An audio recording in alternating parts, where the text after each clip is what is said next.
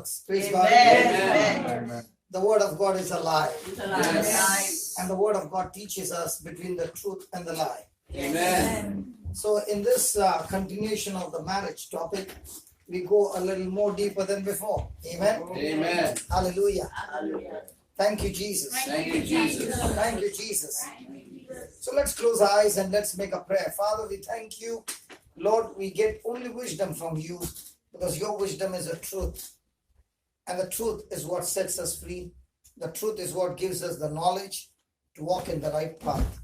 The truth is what challenges us to make the correction and make the necessary changes by renewing our mind. Lord, there's so many things hidden from this world and you reveal it to your children. We have limited knowledge about the marriage, Lord. It is you who is giving us this knowledge from your scriptures. So speak to us, Almighty God, as you take us through this journey. We are all excited, Lord, that the more and more we dig into the Bible, we understand more and more truths, and those truths empower us to walk in your ways. As you speak to us, O Lord, make this preaching absolutely easy to understand. Give us practical examples so that understanding the truth, we will make the necessary changes, and that change is going to lead us into a better relationship, a fruitful relationship, a victorious relationship, and above all, an intimate relationship with you. So here we are, opening our hearts to you, our mind to you. Spirit of God, take complete control over us. Minister to each and every one, so that when we go out of this place, we go out with the truth that the lie of the devil is exposed and that lie has no more power, no more place in us. In Jesus' name we pray. Amen. In Jesus' name we pray. Amen. Hallelujah. Hallelujah. Hallelujah. Hallelujah. Thank you, Jesus. Thank you, Jesus. Thank you, Jesus. Thank you, Jesus. Hallelujah. Hallelujah.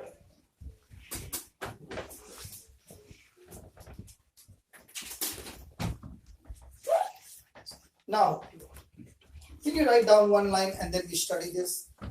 Marriage is bigger. Marriage is bigger than the two people in it. And the two people in it.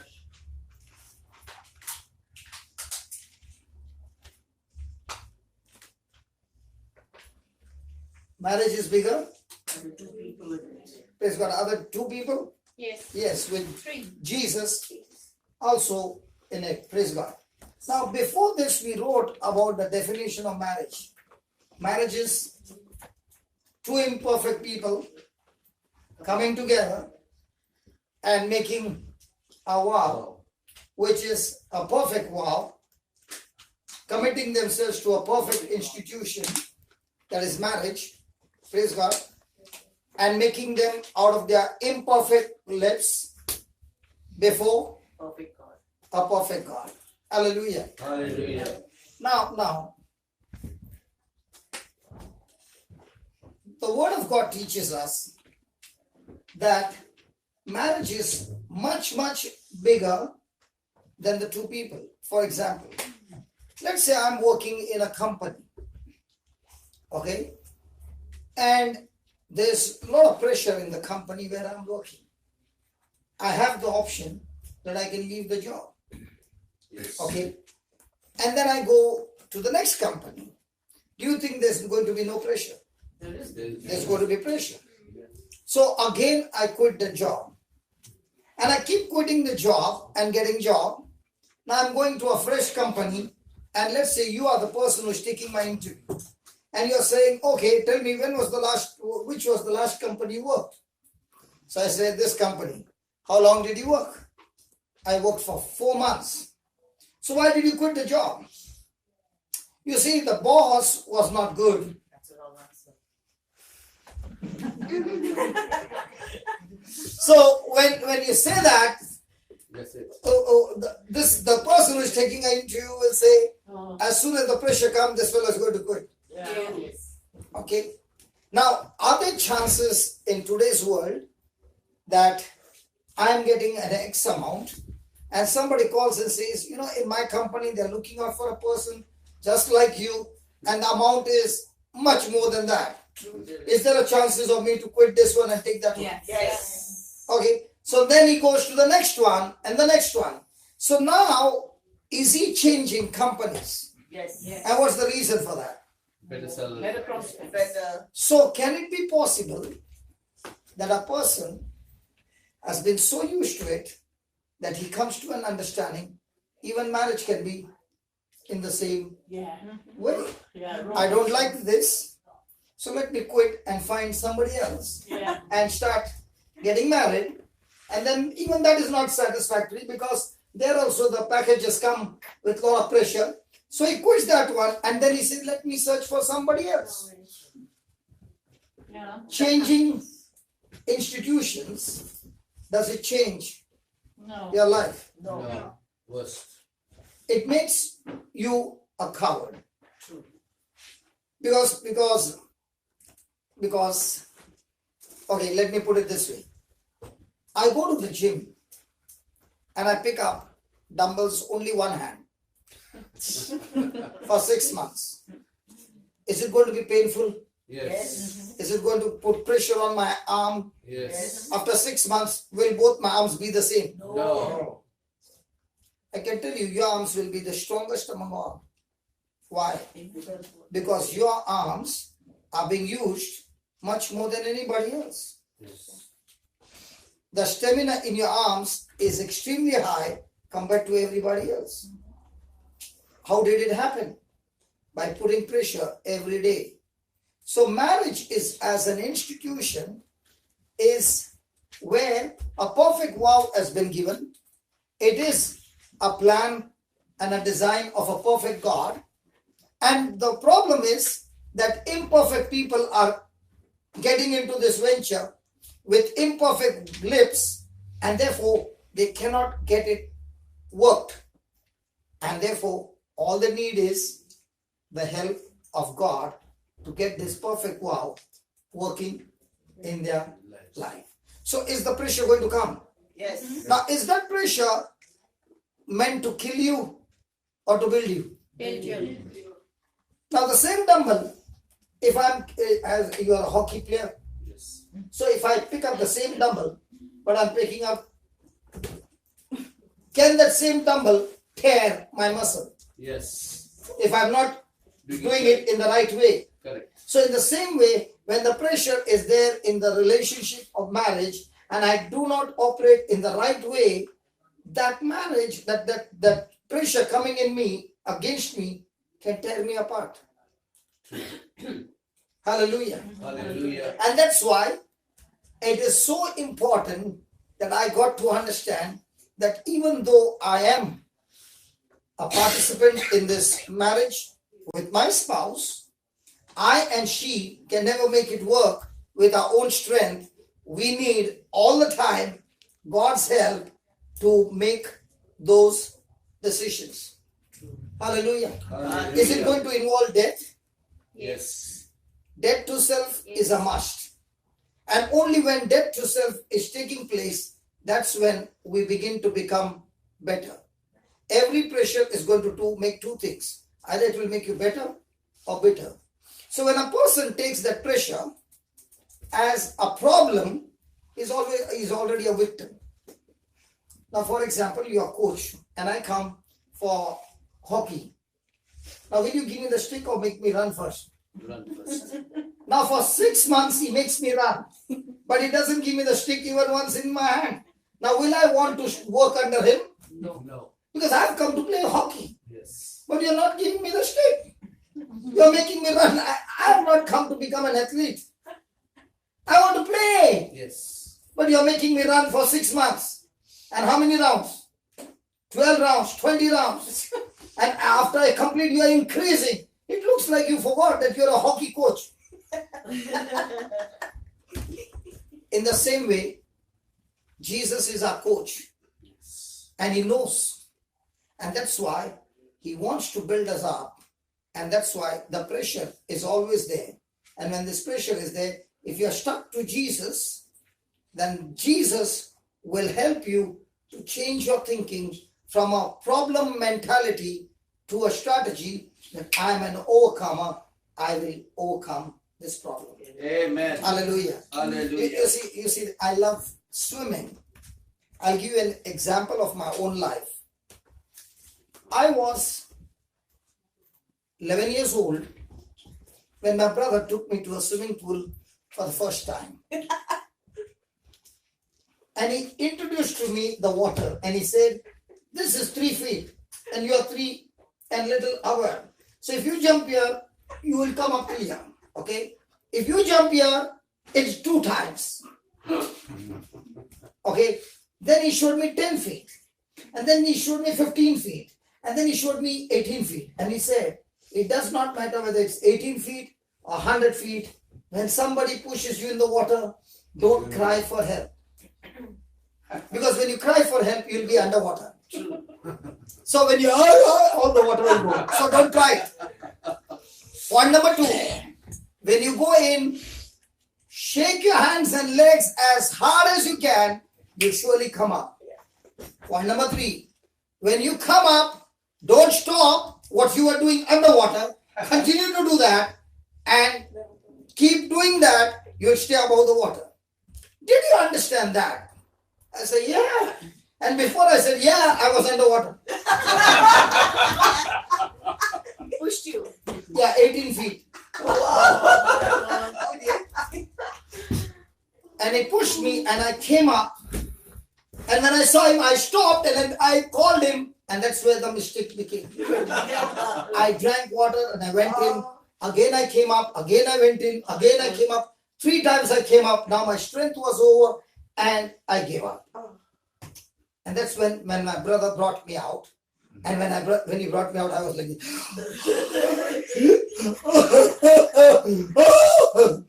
he was saying, I told you not to stop. Did I tell you not to stop? Yes. Yeah. Why did you stop? I said, I did not know I stopped. I was just looking for help. Praise God. Praise the Then he Lord. said, sit down here, don't jump. Just watch me. And he dived into the same water. And he took a whole round and came back. And I looked at him. And I was watching him. Then he came back to me and he said, would you want another one? What should I say? Yes. No. No. Come on, Monica. Come on, Monica. You know what I said? No. If you can do it, I can do it. I will do it. Amen. The only thing is, I have not learned it. The moment I learn it, I will do it. Amen. So he put me the second time, the third time, the fourth time, and I was improving. By the time 5th time, he said, would you like to go the 5th time? I said, I would like to, but no strength. So he took me home. He asked mom, did my brother say anything to you about swimming? And mom said, he said nothing. Next morning, 6 o'clock, he said, I'm going swimming. Are you coming? What should I say? Yes. No. Yes.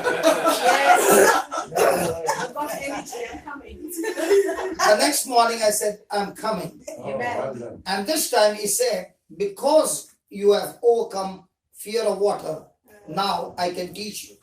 Because now he was saying, are you ready to jump? I said, I'm ready to jump. I know one thing, I can come to the surface. Yes. But I can't maintain. Yeah, okay. At least I know that I cannot be underwater. I can come up. And with all my strength, I can keep at least 30 seconds. I was actually fighting with water to survive. Okay. The next day, he began to teach me the strokes. And by the time we finished the morning session, I was already crossing half the distance. Wow. Okay. By the 3rd day, I learned to swim. Okay, now that was called as a jungle style. You know what's a jungle style? There's no, it's actually fighting with water. Years went by, and I was in the club, and I was swimming, and I saw a person swim like a fish. So I went to him and I said, I want to learn what you do. And he said, I'm ready to teach you. And he began to teach me, and I would be swimming 5 kilometers every day, non-stop, every day. Wow. And that's the time the Lord began to tell me, you could not stay in the water for 30 seconds. How can you swim 5 kilometers every day? I said, because I learned to the person who was a champ. So he said, if you can learn through a champ how to use your same energy, that you can go 5 kilometers and still not get tired, what about me? Am I not a champ in every area? And I said, Lord, I now understand I have to go to you for my coaching. And if I'm under your coaching, I can learn many things. Amen. So can the mistake which I've been doing for years through the coach called Jesus, can I learn the right way? Yes. And if I learn the right way, can I get the result? Yes. Yes. Brother, at the age of 32, I was learning to do somersault from the second floor. If you go wrong, you are in the hospital. Yes. Can you believe? But I would not give up till I got it. How many hits I've taken? I don't know. But I would not quit. And that all things God began to show me. You are so stubborn that till you get it right, you're not going to quit. Why don't you do the same when it comes to the Word of God? Amen. And then I will show you my glory. Amen. Hallelujah. Hallelujah. So, just because my brother threw me into the pool, I would have said, I'm not coming. Would I be a swimmer? No. So, how many of us have quit because of fear? Are you following? Yes. Are you following? So, do you need to overcome those fear? Yes. If he can do, I can do it. Praise God. Praise the Lord. And with Jesus, who gives us the grace, Nothing. we all can do it. Amen. Amen. Amen. Amen. Amen. So I want you to understand a person could not stay for 30 seconds, was swimming 5 kilometers every day without fear. How is it possible? It is possible when you have the right knowledge. In the same way, begin to understand you are in a swimming pool, that's your marriage. And you have been you're fighting in your marriage, you're fighting in your relationship. And if you can come to the coach, Jesus, he can teach you and coach you that even after 5 kilometers, you're still there and you're saying, no problem. I can do it again. I can do it again. Hallelujah. Hallelujah. So if I had to get angry with my brother, would I get into the pool again? Never. No. So if I can get angry with my spouse, can I improve my relationship? But can I go to Jesus and say, Jesus, how come she is so excellent in her job and I am so weak?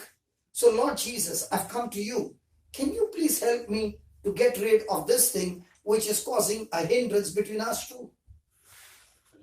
Is Jesus willing to do it for us? Yes. Yes. Because he is all the time interested in getting us into a relationship where there is only love. Amen. Amen. Hallelujah. Hallelujah. So write down again. Marriage is bigger than the two people in it because marriage is a perfect vow.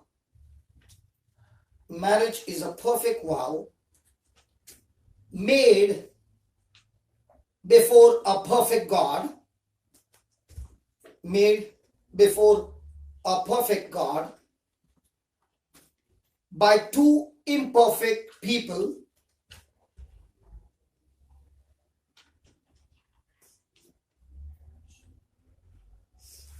only God can make it work. Only God can make it work. Now, my question to you is, did my brother teach swimming? No. Yes, he taught me swimming. After that, I could swim, but not 5 kilometers. I could swim about 100 meters. The same energy. Now, imagine when I was young, I would swim 100 meters and get tired. Now, at the age of 32, I could swim 5. 5 kilometers. Now, did it start in the first day? No. No. But did I get a coach who taught me how much of energy is being wasted? Yes. What are the strokes? How you can use the minimum strokes and get a best result. So, what my brother taught, he taught me to just survive. Hello? True. Yes. So, is the world teaching us many things about marriage? This is how I was. But when they are teaching you, are you fighting with the water? Are you understanding? Yes. I was fighting with water. I was not actually swimming. Yes. So the world is also giving us knowledge about marriage, Yes. but the knowledge that they are giving is imperfect knowledge, whereas the Bible gives us the perfect knowledge coming from the perfect God. Amen. Hallelujah. So if I understand that I'm imperfect, my spouse is imperfect, so am I going to be expecting perfection from my spouse? No. No. But most of the time, what are we expecting? Perfection. And that's where the problem begins. Amen. Right on, right on. Marriage is perfect, but people are imperfect.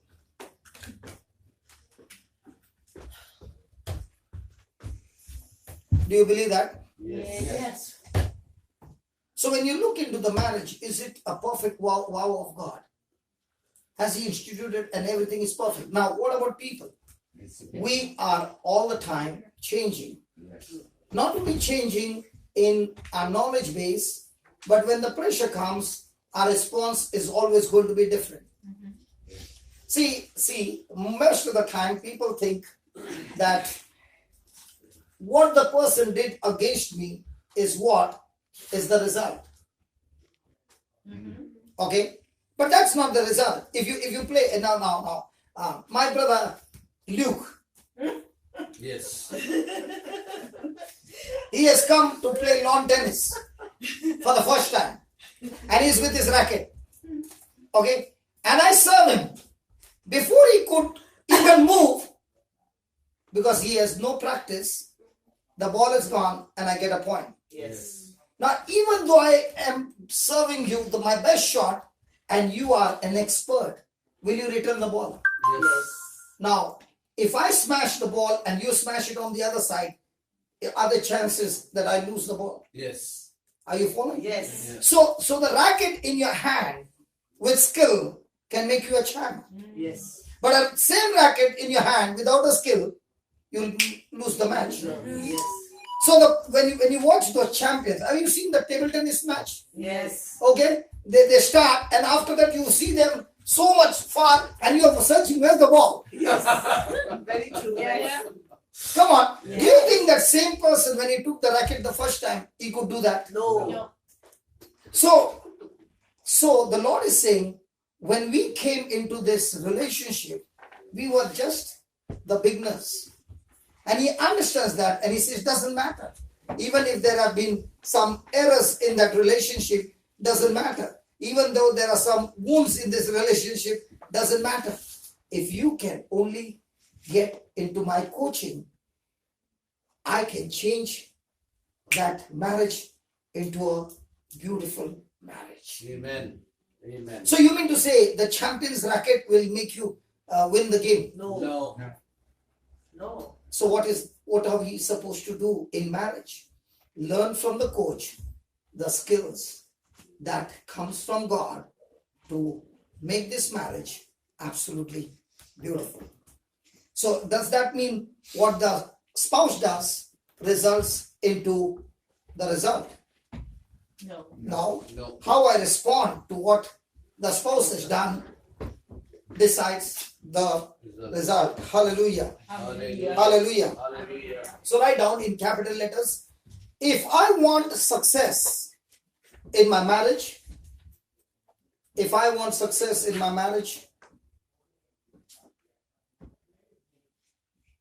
I must commit myself to whom? To God. To him who does not change. That is, Jesus.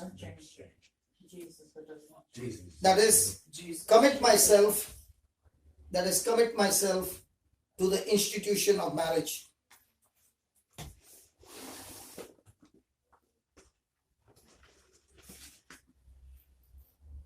Praise God. Praise the Lord. So if I am committed to the institution of marriage, that is Jesus, praise God. From now on, does my peace come from my spouse? No. No. Does my joy comes from spouse? No. No. But most of the time, where does our joy come from? From the Lord. Uh, From the Lord. really? Spouse. Thank God, one person is speaking. Others go for confession. Where does a piece get into pieces? Gets a few pieces from our spouse.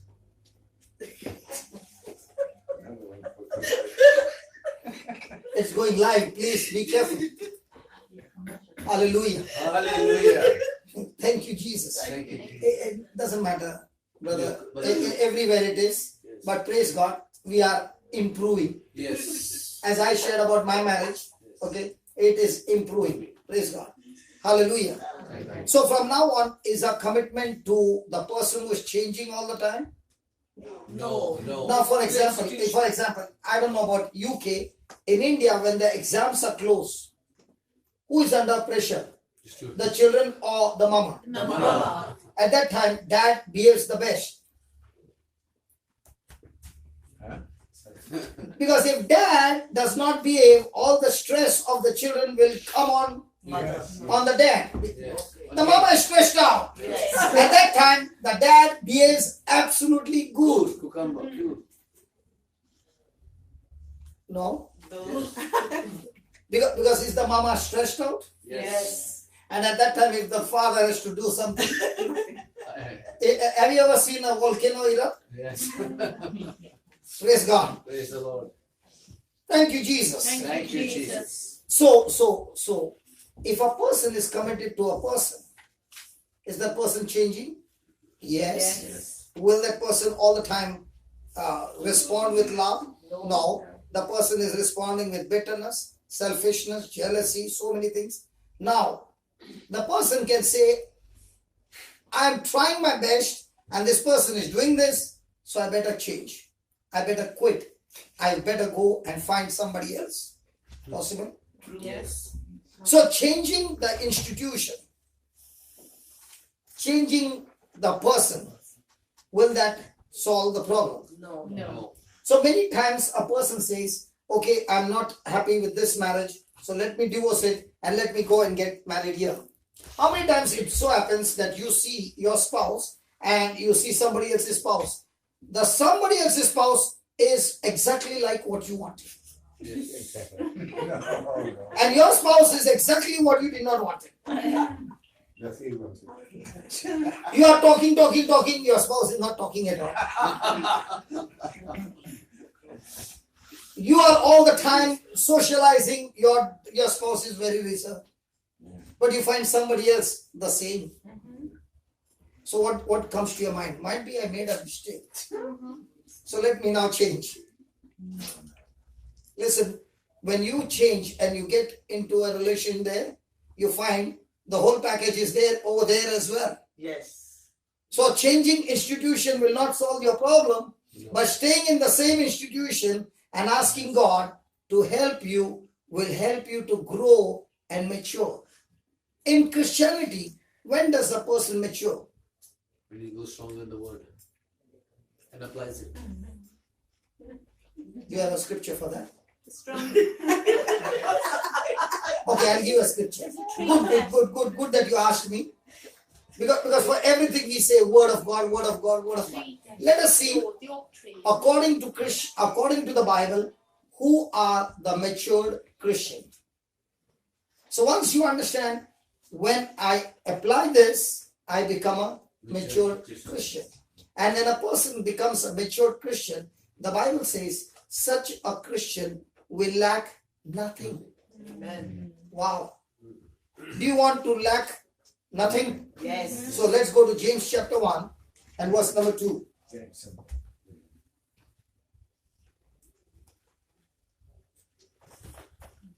My brethren, count it all joy Count it all joy.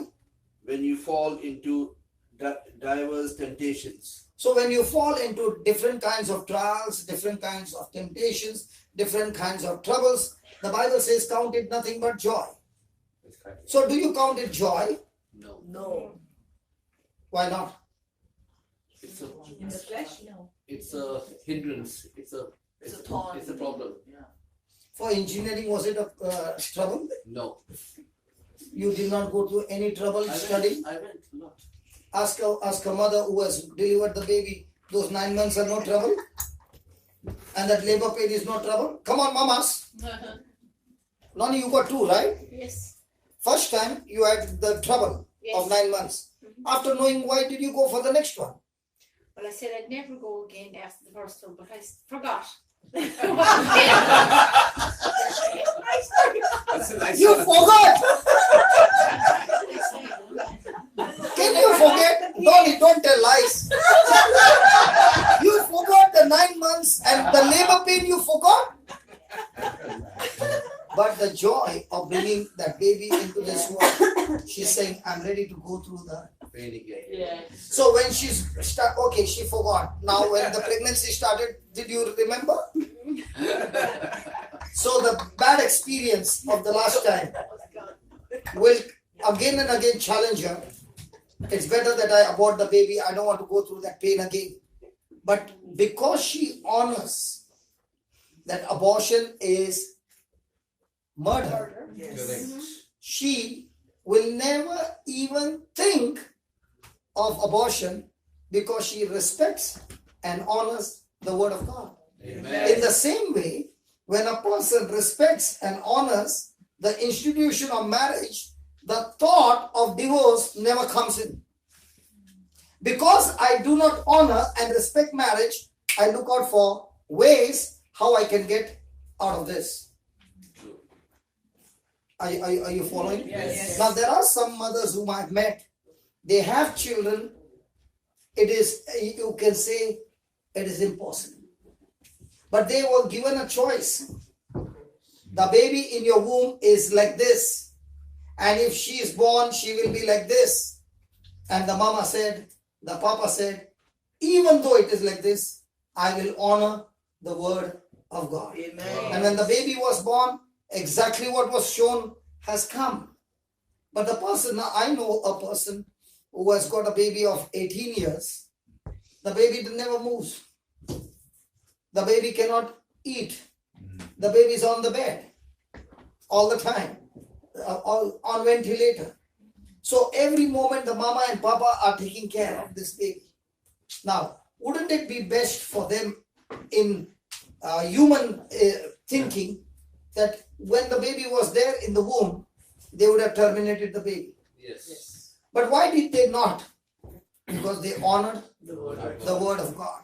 So in the same way, when a person understands that marriage is bigger than my issues, and I honor that marriage, no matter what happens, I will stand to honor God and never ever think of divorce. Amen. Amen. Amen. So write down. Is it helping you? Yes. Yes, write down. Marriage is an institution. Marriage is an institution to be respected and esteemed. Marriage is an institution to be respected and esteemed. Therefore, the thought of divorce never enters our mind.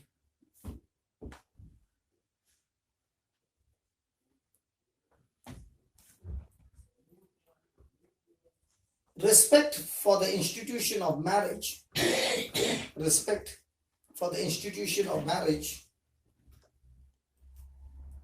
helps carry us through those times,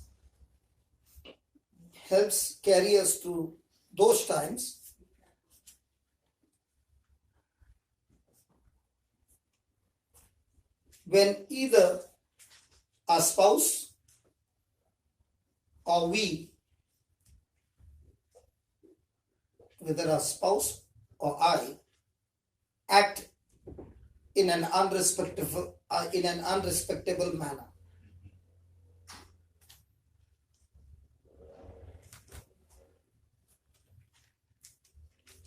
We don't abandon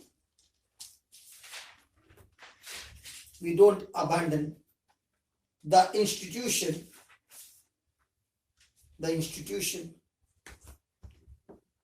because of conflict or problems that arise.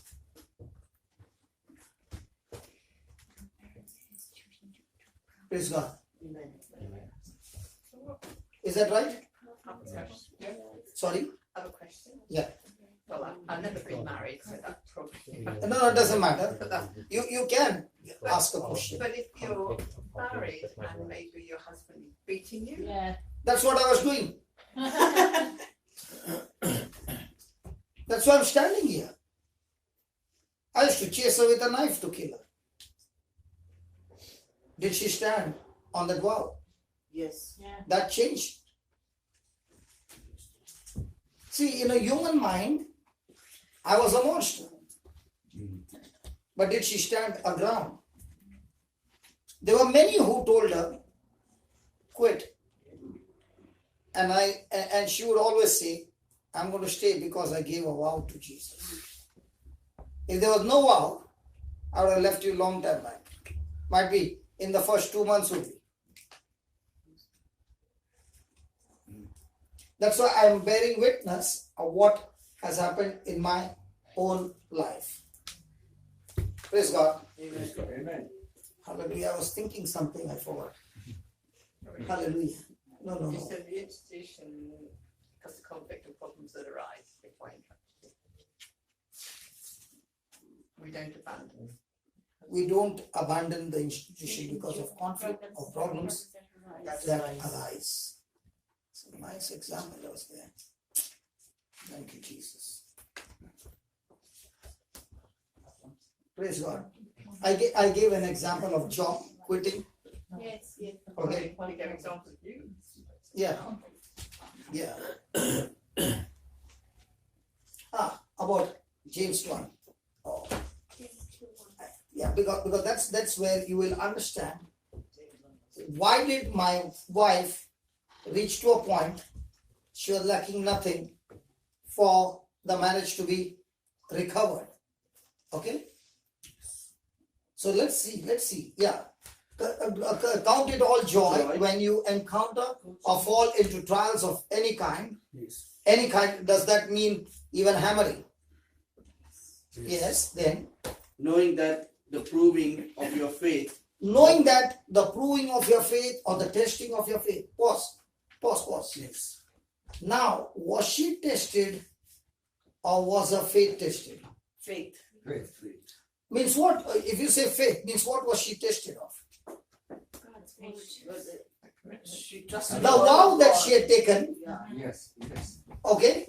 The enemy put pressure on her That's right. that she would quit her vow. Yes. So, whenever a person is studying the word of God and the person is responding to that word in agreement, is the enemy going to come and put pressure and test your faith? Yes. See, whatever God has promised is grace. When I agree to that promise is my faith. Yes. So, Satan is going to try his best to stop me from agreeing to what God said, because he understands the moment the person agrees to what God said, the person is now moving into the supernatural. Faith operates in the spiritual realm and brings impossible things possible. That's why Jesus never said, your prayer has healed you. Your faith. He never said, I have healed you. He said, what I told you when you agreed and believed in me, that belief is what has healed you.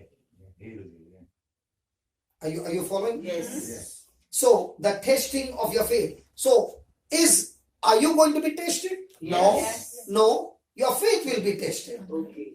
Yeah. See, there's a big difference between you being tested and your faith being tested. Means now you have just started studying the Word of God and you're just building up yourself. What you are learning will be questioned. So to practice, see, if there is no player Yes. on the opposite side, can you play hockey? No. But if you have got a strong player, when you play with him, will you learn something from him? Yes. But if you got a weak player, will you learn? No. So the Lord is saying, when that faith is being tested, I will teach you strategy. Amen. Hallelujah. Hallelujah. So the testing of your faith will produce patience. And when patience has her perfect work in you, you shall mature, grow, develop, and be completed, lacking in nothing.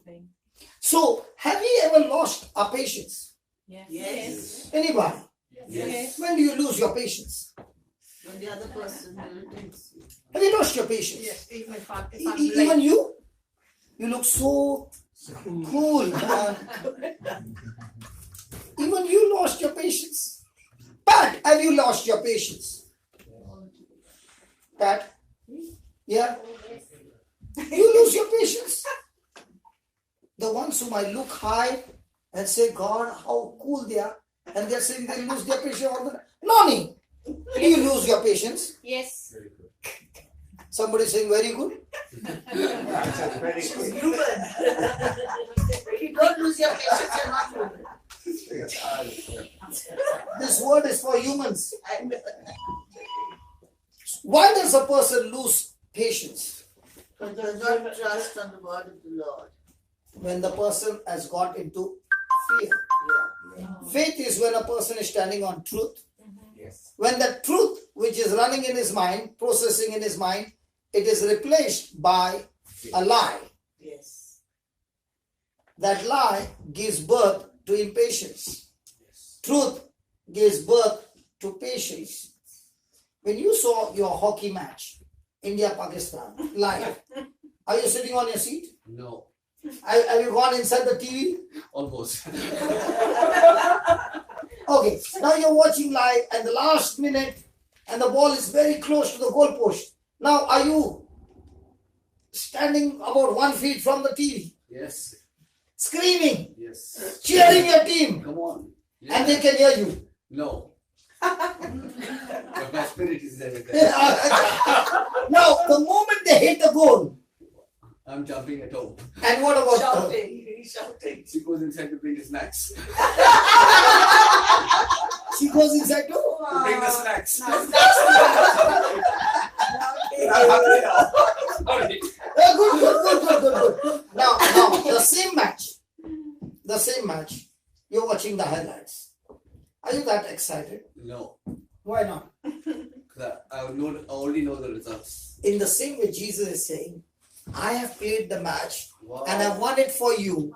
All you need to do is just agree with me. The match has been won. Amen. Now, when brother Vincent was sharing, by his wounds you have been healed. What is he talking about? The match has been won. Yes. Wow. Are you understanding? Yes, brother. So your battle is not to get your healing. The battle is to fight the thought in your mind which is giving you unbelief. True. True. Yes.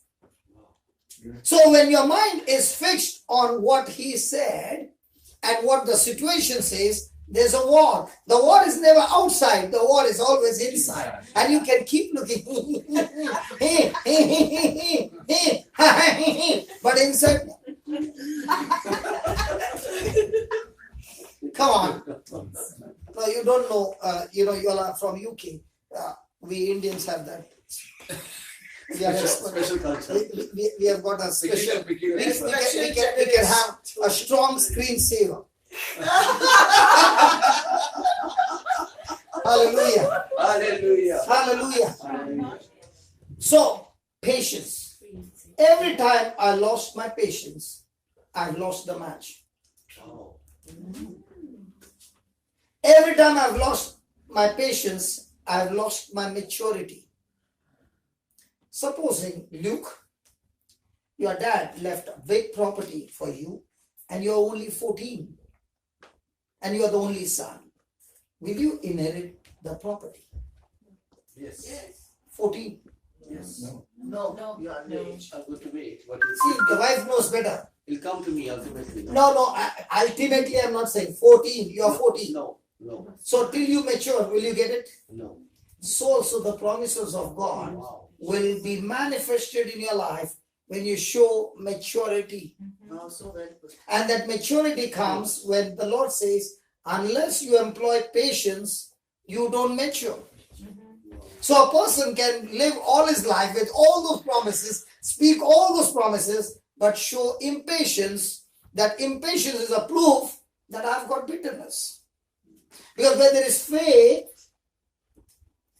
there is joy, there is love.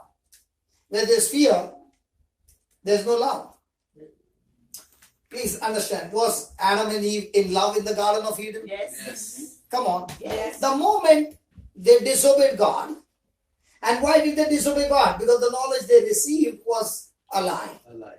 So that lie gave fear when God came in search of them. Yes. Now when God said, where are you, Adam? He was hidden.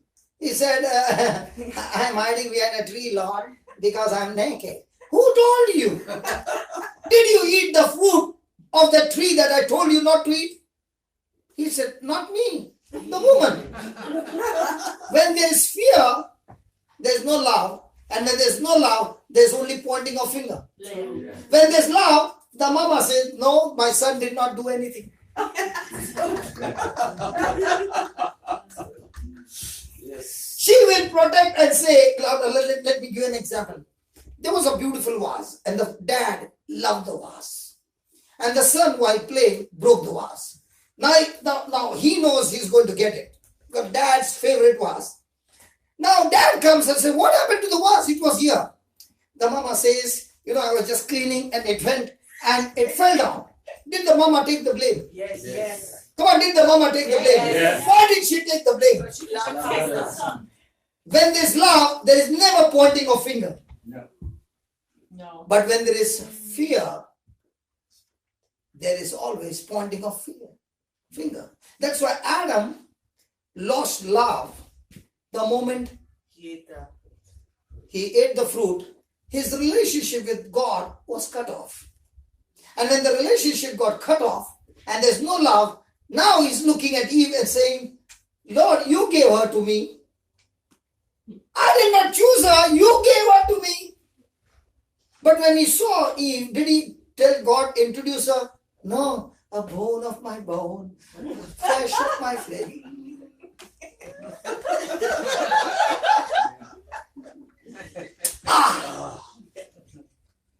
But now,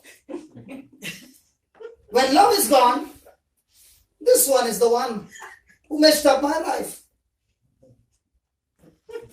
I don't understand. Forget it.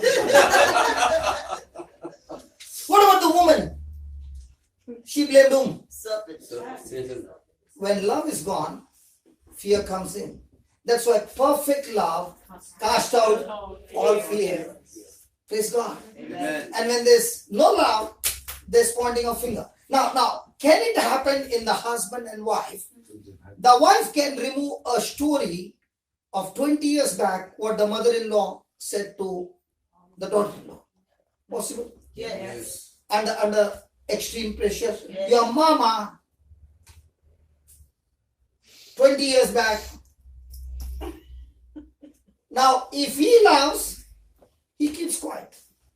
If he hates, he says, I know what your mama and my mama and your dada and my dada. Come on. You all don't know the story. Why am I teaching you on the wrong thing? Does it happen when love is gone? Yes. Yes, true. Okay, let me give you an example. The girl told the boy whom she's going to marry, come at 4 o'clock at such a such bus stop. Will the boy come at 4 o'clock? No. Much earlier. 3:38 now. See, all the boys can give the answer so clearly. Through experience. Yeah, we all have it. Experience. Now, once the marriage is over, now what time he comes? 4, 5 Or o'clock. might not even come. I forgot. Why is this problem? I got the prize. Hmm? Taken for granted. Before marriage, she might leave me and take some other person. She might say, you are all the time not to your word, so I've decided to leave you. But once the marriage is over, where will she go? She is stuck. Yeah. Praise God. So are we allowing the truth to prevail in our life? Amen. Amen. Hallelujah. Hallelujah. So write down, changing institutions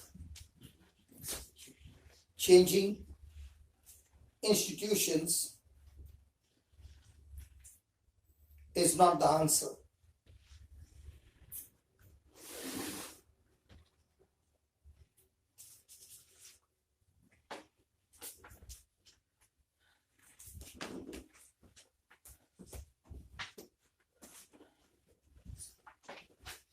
One of the problems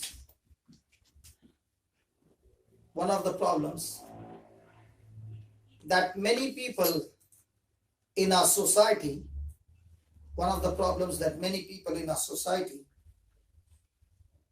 have is a tendency to move frequently from job to job,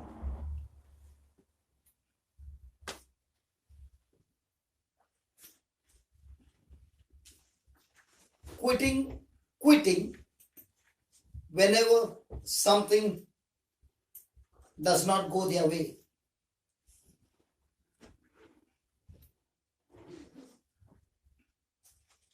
Is that right?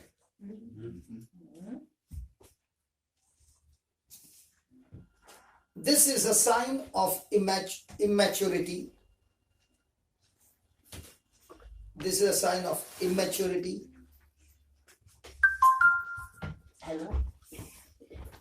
And unwillingness. Hey, did you see that? I know she went without the stick. And she went so quickly. Wow. Amen. Did you see that? Yes.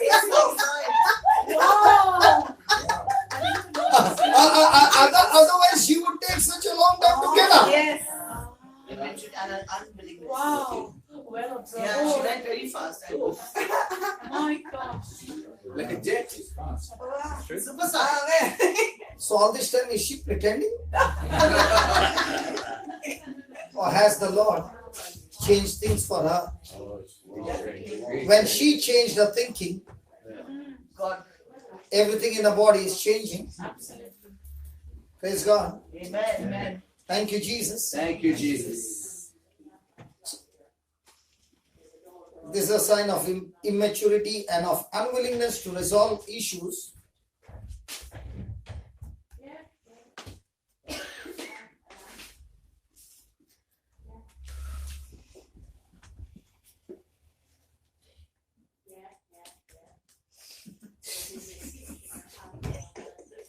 The key to growth and maturity,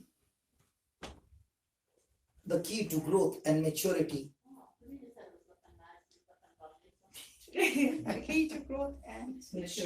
Are you listening to what she's saying rather than listening to what I'm saying? distraction. Don't write what she's dictating. It will not make sense. This is what the Lord is teaching us. Are you hearing two voices? Yes. One from here, one from there. Yes. In the same way in our life when we are studying the Word of God, are you hearing two voices inside your brain? Yes. Yeah. So now, do you have to make a choice which one to choose? Yes. And if you are choosing the wrong one, you will be writing, today I'm coming for dinner. And there and there she will be writing, and then you will be writing, after a long time, let's go for a dance. Oh, yeah, maturity. You know, sister, my dear sister, Yeah. Yes. Sorry. you were talking on the phone about your dinner and about the dance that you're going tonight. And these people are, instead of writing what I'm saying, they're writing, I'm going for a dinner tonight, let's go for a dance. That was my brother. So what? You can go with your brother out for a dance. Yes. It's been a long time. And before we leave, I and you are going to practice some dance here.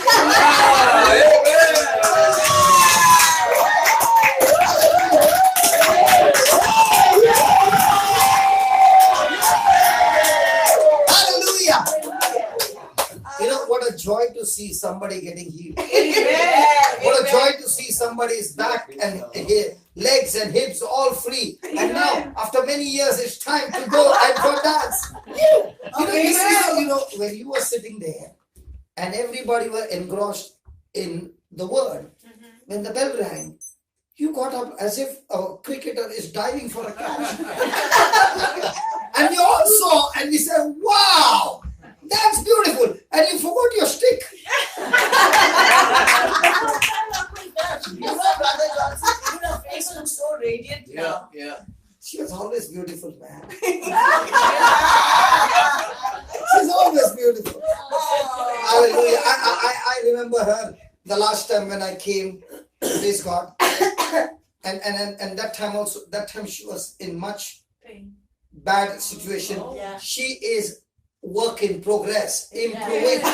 Praise God. But what I saw today is amazing. I'm sorry that we could not turn the camera because the catch came suddenly. And she went on a dive.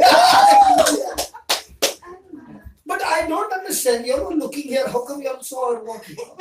I saw her.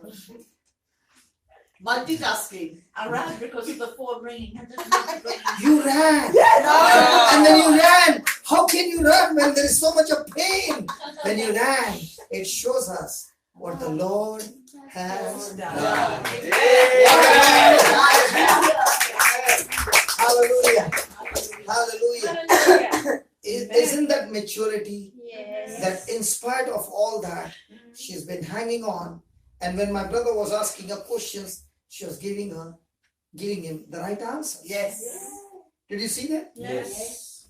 Isn't that faith getting tested? Yes. And did she get up and run? Yes. Yes. Hallelujah. She looks to be very happy. Hallelujah. Thank you, Jesus. Thank you, Jesus. After we finish, we're going to do the healing. Don't worry. Praise God. And even as you're sitting there, the healing is still going on. Because God sent His word. He sent His word. So what are we listening right now? His word. His word. And His word healed and delivered the people. Amen. Write down. The key to growth and maturity is to hang on during the tough times. Very important, during the tough times, and work through the problem.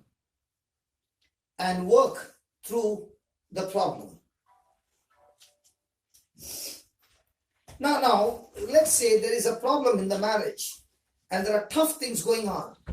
But if the person who is in the Lord is not taking the corresponding action according to the word of God, will that marriage turn into glory? No. So the one who is in the word must no longer walk in the flesh, even though the person is a believer. At that time, the person should look into the Bible and work out strategies and hang on there, that strategy, and remaining there, like what he said, in patience. When patience has her perfect work in you, you shall lack nothing. So what's the key in tough times? Patience. Get into the word, and when the faith is being tested, patience comes to your rescue. Amen. Now, what's the difference between faith and patience? When a person is praying in faith, he's speaking about things not seen. And at the same time, he's not only speaking about things not seen, he's believing that those things that are not seen, which God has what God has promised him, he has already received it. But the manifestation has not yet come. And when the manifestation doesn't come for a long time, the faith starts. The faith starts. Because now the enemy is saying, hey, come on, you have been believing for such a long time, nothing's happening. In fact, things are going worse. So who comes to the rescue of faith? Patience. So faith and patience are twin brothers. They always stay together. So when a person has made a prayer of faith, the door is open. And from the spiritual, things are supposed to manifest in the natural. But when the enemy is putting a block and hindering for the manifestation, patience comes to the rescue and keeps the door open and never lets it shut down till it is manifested. And that's why he says, when patience has a perfect work in the midst of the test, like I asked him, when you are watching the live match, he is now not knowing, is not sure. But when he saw that match, and the same match is being shown on the replay, okay, and the same time, this time he's not excited, he's just watching because he knows the result. So a person with patience is a person who is so fixed on God's promise that he already knows the result, and that knowing the result is what brings maturity. That's what brings staying there like an anchor, stuck to the word and not ready to be moved. Hallelujah. Hallelujah. Thank you, Jesus. Thank you, Jesus. Thank you, Jesus. Thank you, Jesus. So is it important to only hang on there or work through the word of God? They both work together. Hang on there and work through the word of God. Work through the word of God is your faith. Hanging on there is your endurance and patience. When they both work together, praise God, the enemy is defeated. Checkmate to the enemy. Amen. Amen. Amen. Amen. Write down. When problem arise in a marriage relationship, when problems arise in a marriage relationship, a lot of people think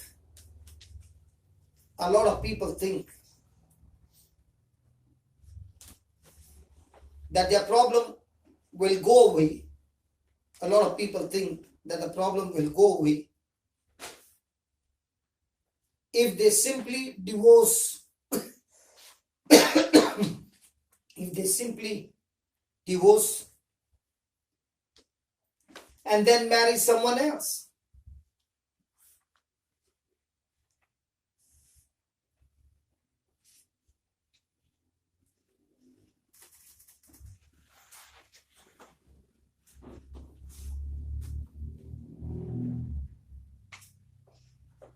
Is that right? Yes. No.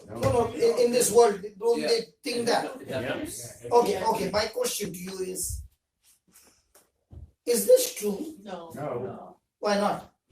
The other person will be worse than this person. Because nobody is Because the problem is not one-sided. Yeah. The other person also is imperfect. So when he goes, he says, okay, I will divorce him and I will go and get married to another person. Now, is the person who is getting married to another person already perfect? No. The person is imperfect. Now, the person has the scars of this marriage. Yeah. When he gets into another relationship, is he carrying the scars from there and getting into it? Yes. Now, will that one last? No. So what is very important is to honor the marriage, hang on there, and fight the battle of faith and patience. Amen. Amen. Amen. Amen. Hallelujah. Hallelujah. Write down. Marital difficulties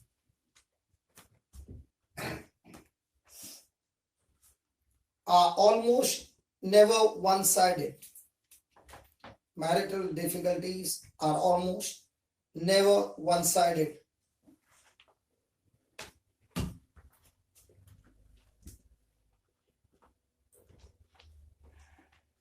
if you bail out of the marriage,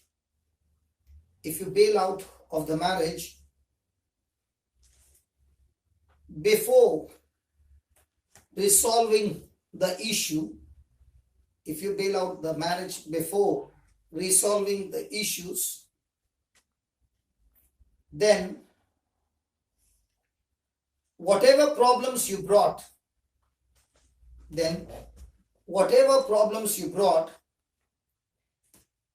into that relationship,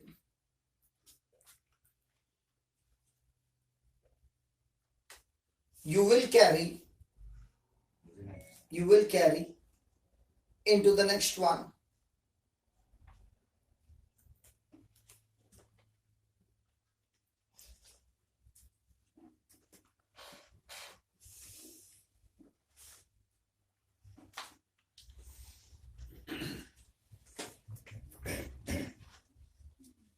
Praise God. Hallelujah. Yeah, Brother Vincent, you had some testimony to share. Please, can you come here?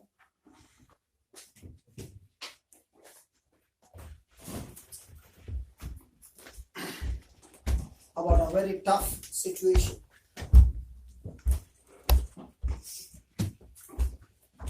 See, his brother has been sharing about marriages. This is a testimony of a person who understood the institution of marriage. Do you understand what I'm saying? Yes. The marriage from day one was not to be, because the husband was actually forced into a marriage by his mother. Yeah. And if you understand in the Indian culture, the husband, the son is always close to his mother, isn't it? Yeah. So the mother put a pressure on the son and he says, you must get married, otherwise you're not going to get any share of the property. And so when he is under pressure to get married, He is sharing a real story, okay? Yes. I'm not giving you an example. this is not an example, this is a Because real story. last night we were sitting and talking, and that's the time he said that. And the son, in order to get the property, says, okay, mama, if you say this is the girl, I'm going to get married. Okay? He gets into the marriage. Is he really understanding that what he's getting into? No. Do you think that a man who's been forced by his mother to get married because of the property, has he understood marriage? No. He doesn't even have a clue of what he's getting into. What about the wife? Yeah, she also wouldn't know. She doesn't know that this is the arrangement between the husband and his mother, that he's going to get married because of the property. So on the wedding night, the husband, after the reception, after the wedding, he tells his wife, you know what? I'm not supposed to get married to you. I have somebody else. What would have been the effect on that wife? Devastation. What would have been the effect on that particular wife? Rejection. Devastated is a minor word. Yes. It's your first night. You are looking to a man whom you're going to be married, and you're married to for the rest of your life. Is that true? Yes. And the husband, imagine he goes to the church, he's actually on the altar, he says I do, he tells this I do in front of the whole church, and then finally he goes to the reception, they have a dancing, he's not even holding his wife, he's holding someone else. In his mind, he's holding someone else. And then to make matters worse, he opens his mouth and tells his new bride on the wedding night that he has been forced by his mother to get married to her. What do you think would be going on into the mind of this particular wife? Oh my. Her world has just collapsed. I mean, she is now in a trap. She just come from a wedding. She's gone to the altar. She's been looking to this great day. She's been looking absolutely to this great day where she is now going all dressed in white. She has said I do to the man whom she's married to. And The now vows have been the exchanged. vows have been exchanged. And now on that very night, the husband says, you know what? I have just been forced by my mother to get married to you. Now, if he did not even open his mouth, but now he doesn't have a choice, what would have been the effect on the wife? It was devastating. And so, that's the start of a terrible relationship. Because if the husband doesn't love his wife and he tells that he's actually entered into a marriage, the wife will never even think that this man ever loves her. It's very obvious. Yes. And so the wife did not have even an idea in such a situation what to do. She goes and does what her mother has given. This is the wife, this is the husband, they are married together. And now, when this situation happens, there is a tension between the two. The wife is being rejected, the wife is being treated badly, and she can't take it anymore. She goes back to her mother's house. After how long? After almost about 3 to 4 weeks. Oh, 3 to 4 weeks. And see, the very confession that is made on the wedding night becomes so difficult for her to hold. Can you imagine that on the very wedding night itself, you have been told this? And now, when that happens, she can't take it after 3 to 4 weeks. She goes back to mom's house and she pours out to her mother what exactly. The mother says to her, listen, my child, you are supposed to go back to that house and live in that house. So she says, if I go into that house, what I've experienced in 3 to 4 weeks, I have not been even treated like a wife. I'm treated worse than even a maid servant. So the mother says, all right, you go there and see how things work out. And if things get better, then let's see what is the next stage we can do. So she comes back to the husband's house. When she comes to the husband's house, do you think things will be better? No. They have now got Worse. still worse. Because now the thought comes, if she's gone to her mother's place, she has been already given more information how to be. So there is now absolutely not even mental and verbal torture, there is even a physical torture. And so a stage comes that this woman, this wife, she makes a decision. If no one's going to be on my side, my mother tells me come here and these people are treating me badly, she gets these thoughts of committing suicide. Committing suicide. So she decides to take a walk out of the house one evening and starts just walking and walking and walking. And there's a voice within her telling her, go back to your house. Go back to that family. Go back to the house. So after almost a couple of hours of walking, she turns back and comes back to the house. And they all ask her, what happened? Why did you go? And she is absolutely quiet. A week later, she can't take this torture anymore because it's totally torturing her mind. She goes back to her mother's house. And at this time, her mother decides to take her to a counselor. A counselor who is now supposed to be what we call it as somebody in the church who is involved in counseling, marriage counseling. So he talks to the wife, and he talks to the husband because she's always referring to, because they can't talk to each other. he talks to the husband also. But separately. But the husband also comes for the counseling. Yes. Husband comes to the counseling. So he tells the wife, you have got into this marriage and you have made a covenant. This is not just about, you getting married and whatever, but this is a covenant. Because during those days, the counselors always understood that this is an institution of marriage. It's not about a commitment. How many years back this is? This we are talking about almost close to over 50 years, 50, 60 years. Okay. So, when this situation, this is what I've been told, okay, I'm sharing with your testimony of the couple. And so when they tell this story to me, I began to think we are counselors, so these things will always help us when we would share with other couples, right? Because we are in this counseling. We have been appointed to counsel couples. So when someone gives a testimony like this, it was always good to share how this particular advice from the counselor would help to sort of help this relationship together.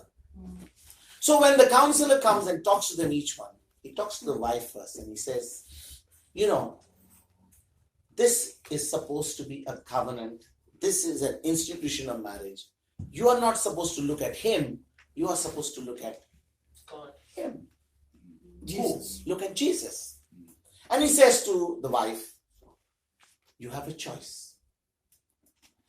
Because of what you have been experiencing in this marriage so far, what you have already been told and how you have been treated, you have a choice right now to leave your husband and look for another man. Or you can go back to that family, live in that house, and face the consequences. But I would like to say to you one thing. The consequences of your decision has got eternal consequences. Are you understanding what I'm saying? Yes.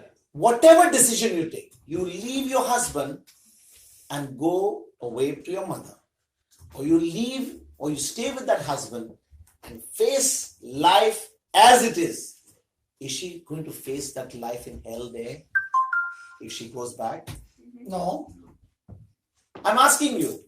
She can leave the battleground, leave her husband and go back home, or she goes back to that battleground and faces it, whatever the consequences of what she's going to face.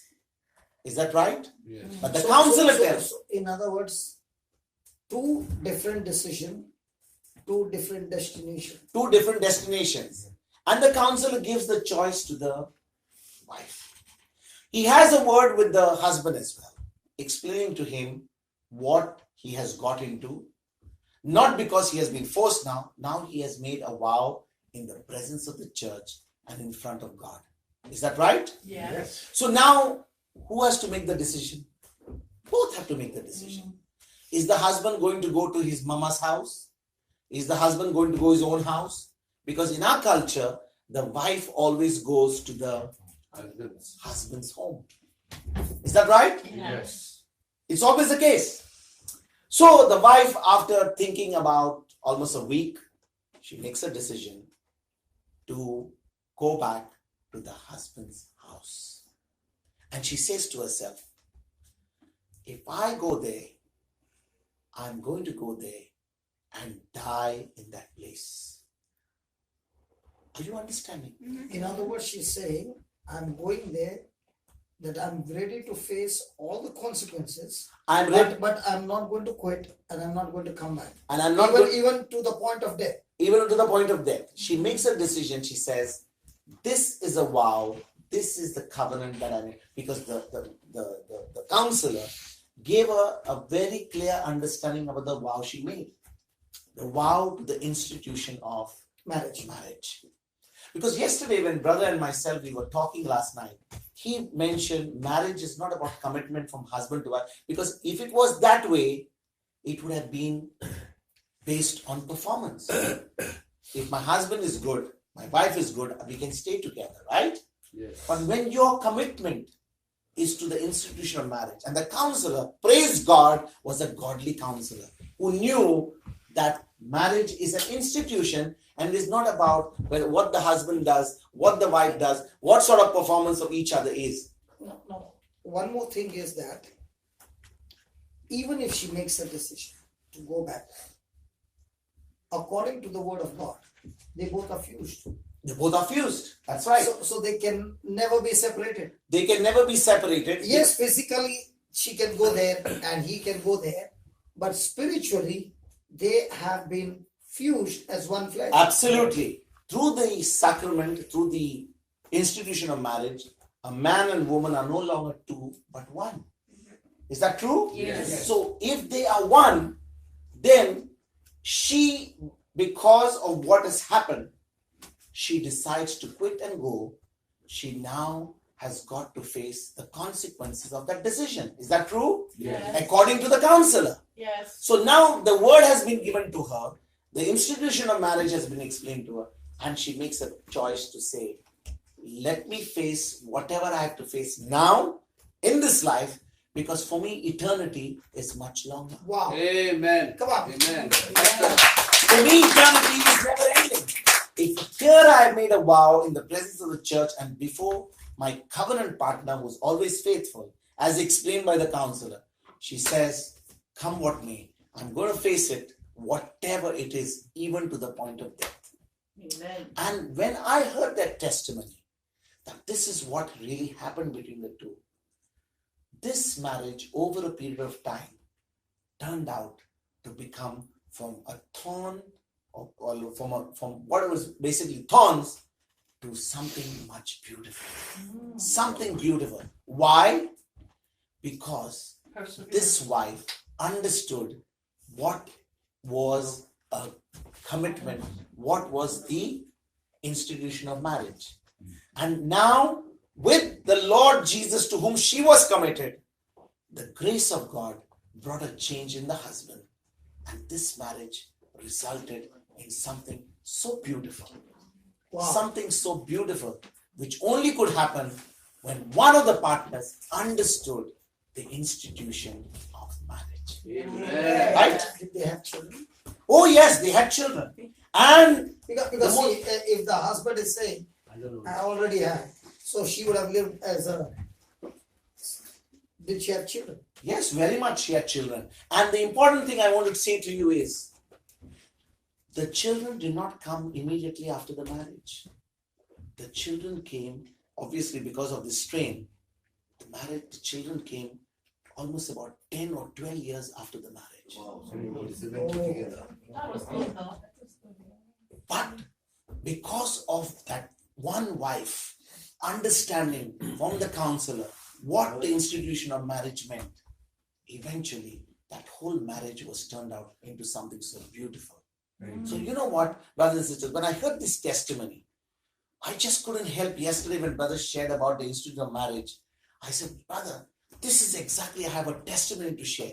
And he said, can you share this tomorrow and let us stamp this institute of marriage in such a way that this testimony will give so much of rise to the value to that institute of marriage. And secondly, it will give the truth which will make a person hang on Yes. and not quit Not quit. and work out. See, that the very important is work out. Work out. Absolutely. Work out with faith Yeah. that I am going to love my spouse irrespective of his performance because I receive that love to love him Absolutely. through Jesus. Absolutely. And when this wife Beautiful. understood, Last night we had a beautiful time on the bed talking to each other. When this- it was so awesome.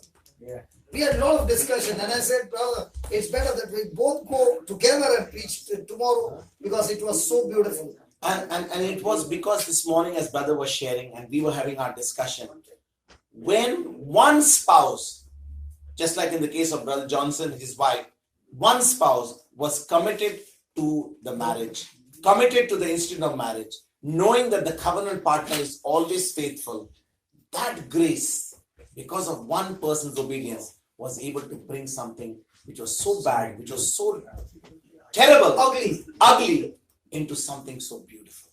The hardest nut got cracked. The hardest nut got cracked. Praise God. Praise God. Hallelujah. Come on, let's give it all a big hand. Hallelujah. So changing the institution will not bring the result. Praise God. Hallelujah. So let's go to Mark 10. Can you tell me in this testimony, did they get only one child? Brother Vincent, did they have only one child? No, they had children. How many? Not known. 4 children. Huh? 4 children. That means Wow. that's a proof. See, I'm asking only to get more understanding. Praise God. So they had 4 children. Praise God. Hallelujah. Come on, Mark 10, verse 6 to 9.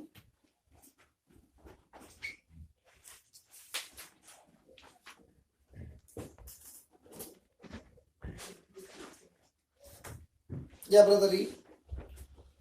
But from the beginning of creation, But from the beginning of creation, male and female made he them. male and female made he them. Then, Verse 7. For this cause shall a man... can you start with 4? Okay, with 4. And they said, Moses suffered to write a bill of divorcement and to put her away. But Jesus said unto them, Okay, now here are the ones who are the scholars who come and tell Jesus, isn't it written in the law of Moses that when a woman has been living a wrong life, that she can be divorced? Now Jesus is giving the answer about divorce. Can you read that again, brother? Please, 4 and 5. verse 4. And they said, Okay, start with 2. verse 2. Or start with 1. Okay. And he rose from thence and cometh unto the borders of Judea and beyond the Jordan. Okay, then, And multitudes came together unto him again. correct. And as he was not wont, he taught them again. And there came unto him Pharisees and asked him. So who came? Pharisees. Who came? Pharisees. Did the Pharisees have scriptures? Yes. They had the certain scripture. No, they had scriptures. They had scriptures. How come the Pharisees could not perform any miracle? They didn't have the belief. They only had scripture. No, they had the belief. They were even doing what the law said. What the Pharisees did, we don't even practice anything about that. They weren't practicing in faith. Only to profit Well, themselves. They use scriptures to condemn people, judge people, and beat them with scriptures. But not Not used. live Whereas Jesus used scriptures to save people from their mistake and change them and convert them. So one was doing out of an authority or rule, another one was doing out of compassion and love. Love. So where there is no compassion and love, there cannot be miracles. Amen. Because love and compassion is a proof that God is with you, because God is love. Praise God. Okay, right, you go ahead. So the Pharisees came. And asked him, Is it lawful for a man to put away his wife?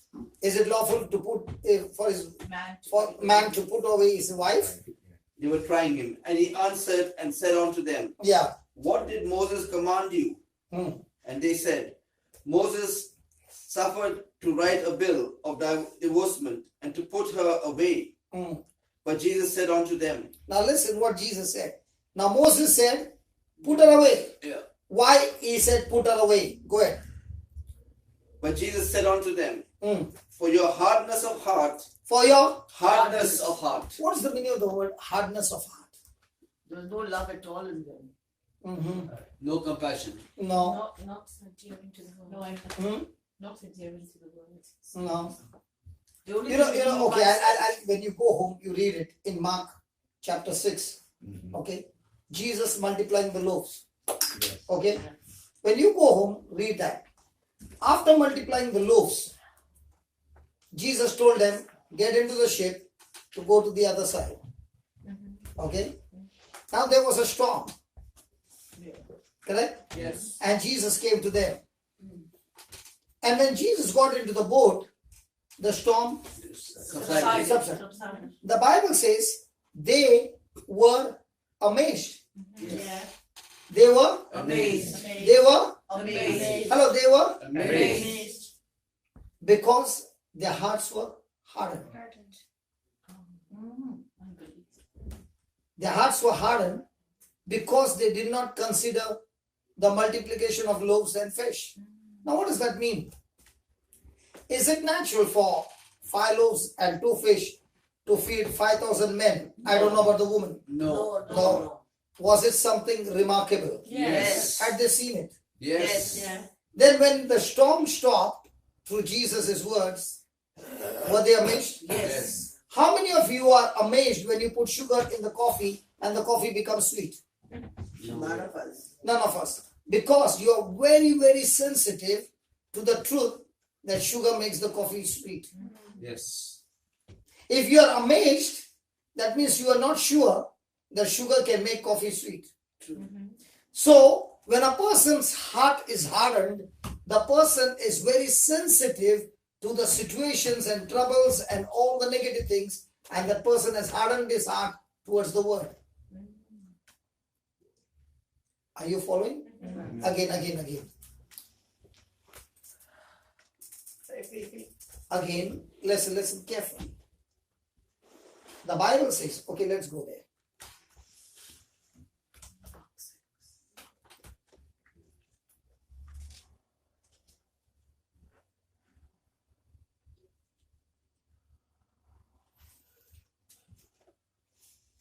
Go to Mark 6 verse 50. I'm not going to the multiplication of loaves, the background I've given you. Now, let's see about the sea. Verse 49. And when they saw him in the midst of storm. Now, had they seen Jesus using words to multiply the loaves and fish? Yes. Had Jesus given them the bread to go and distribute? Yes. So it was not a magic show. No. No. Had they eaten up the food? Yes. Had they collected the leftover? Yes. So the multiplication was by the speaking of the word, Yes. right? Had Jesus told them to go to the other side? Yes. When Jesus told them to go to the other side and they submitted to his word, is Jesus responsible to take them to the other side? Yes. So in the midst of the storm, had they seen what Jesus had done? Yes. Yes. But now in the midst of the storm, were they looking at the storm or what they had seen the same day, how Jesus had multiplied the loaves? Look at the storm. Storm. So, were they using the technique what Jesus had taught them? No. No. They were back into their flesh, trying their best to get over the storm. Now what happened in verse number 49? And when they saw him walking upon the sea, they supposed it had been a spirit and cried out. Now when they saw Jesus walking on the sea, they thought it's a ghost. Yeah. For they all saw him and were troubled. And immediately he talked with them and said to them, be of good cheer, it is I, do not be afraid. Now when Jesus said go to the other side and they are in trouble, is Jesus responsible to get them out of trouble? Yes. Yes.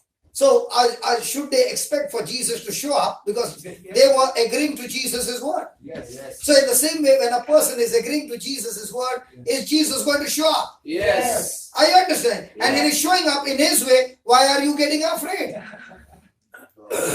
And he went up unto them into the ship, and the wind ceased. And they were so amazed in themselves beyond measure and wondered. For, look at the verse number 52. For they considered not. What did they not consider? The miracles of the loaves. Okay.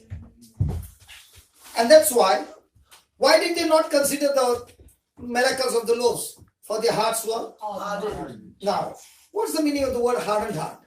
A hardened heart is a person who is very sensitive to situations.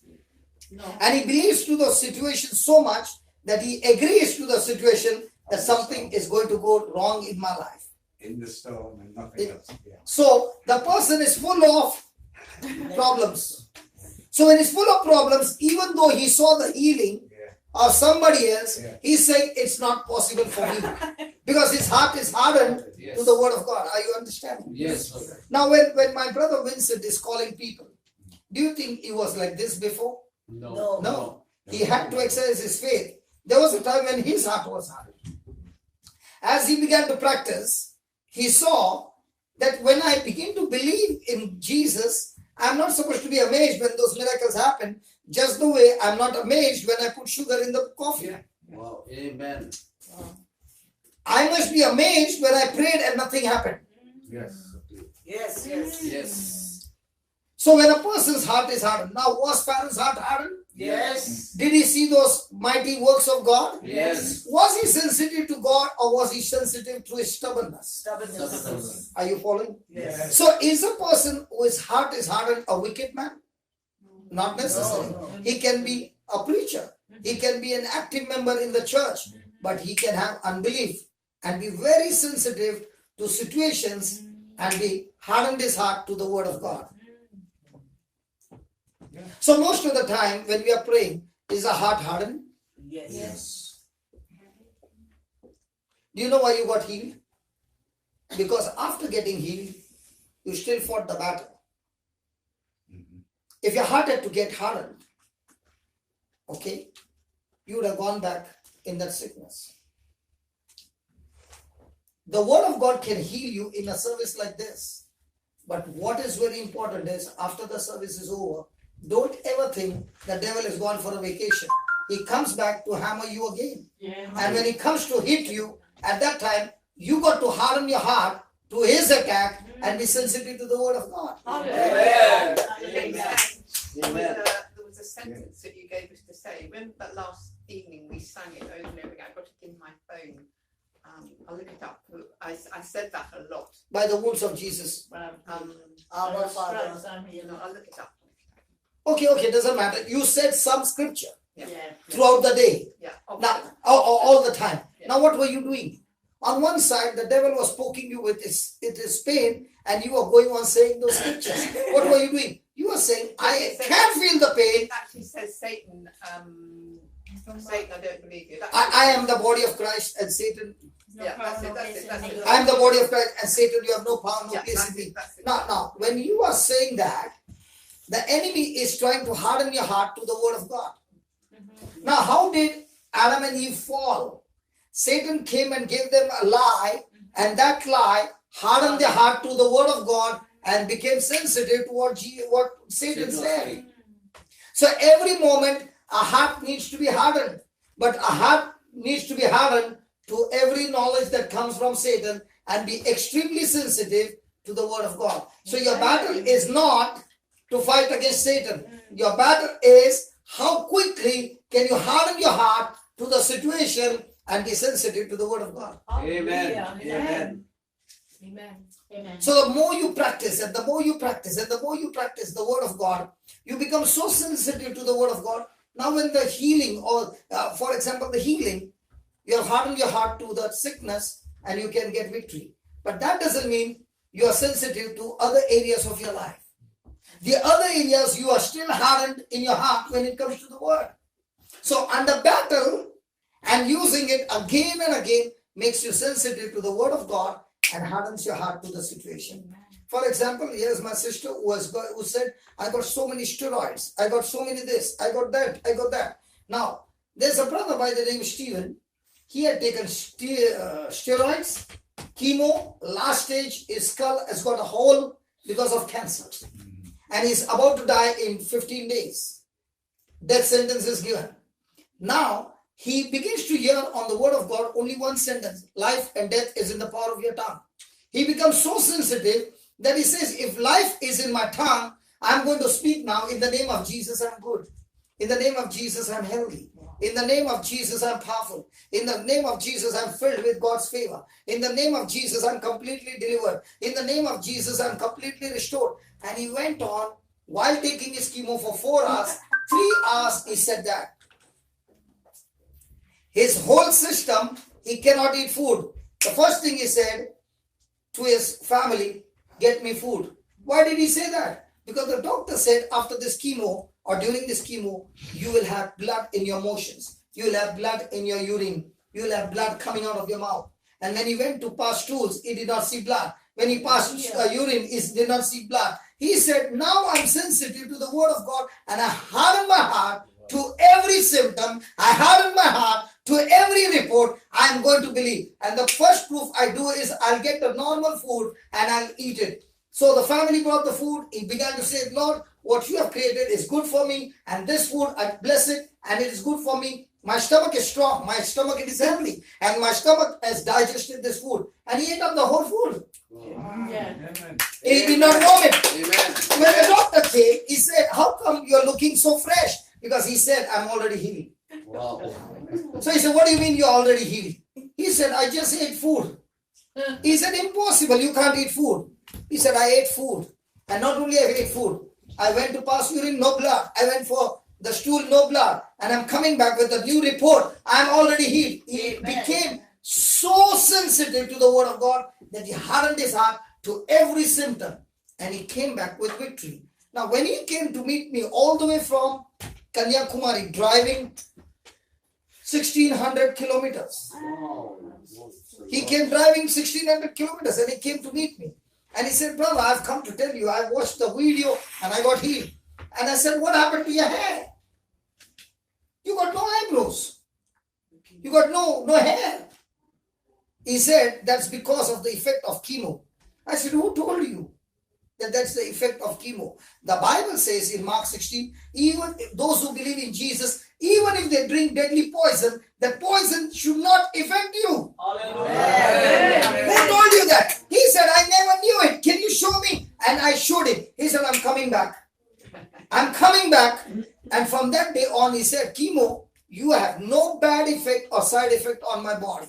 In the name of Jesus, my hair is restored. On the 8th day, he found beard coming out. Wow.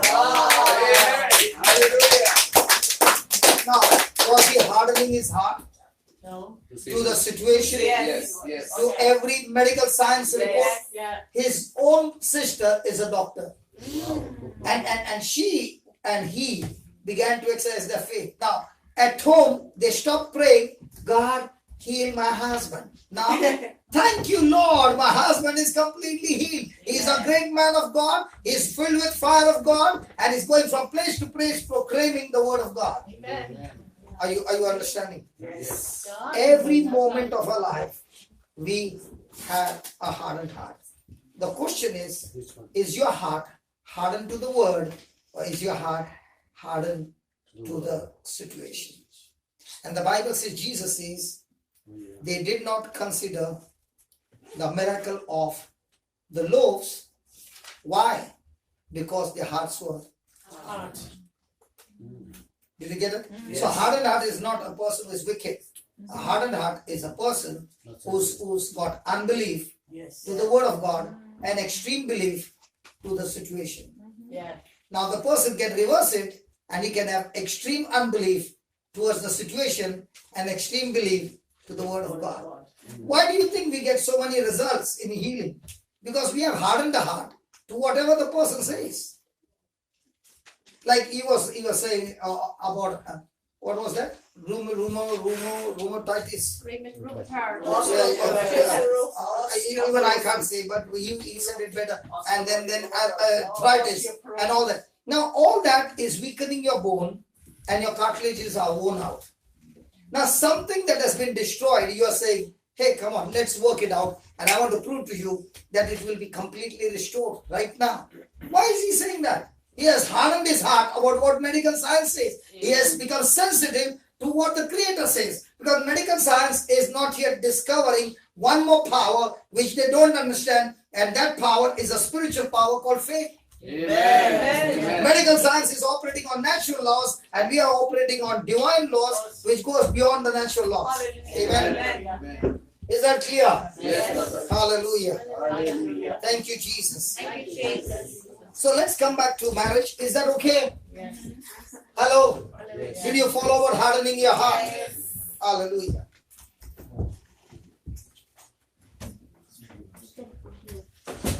So write down, because of the worldly philosophies,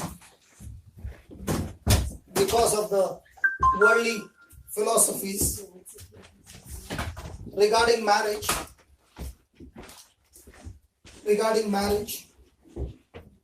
and family,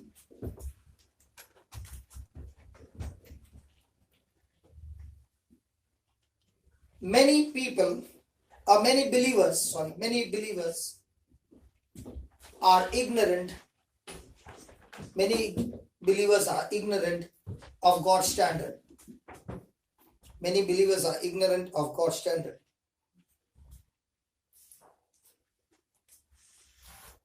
Is that right? See, when I don't know the word, had I hardened my heart in my marriage? Yes.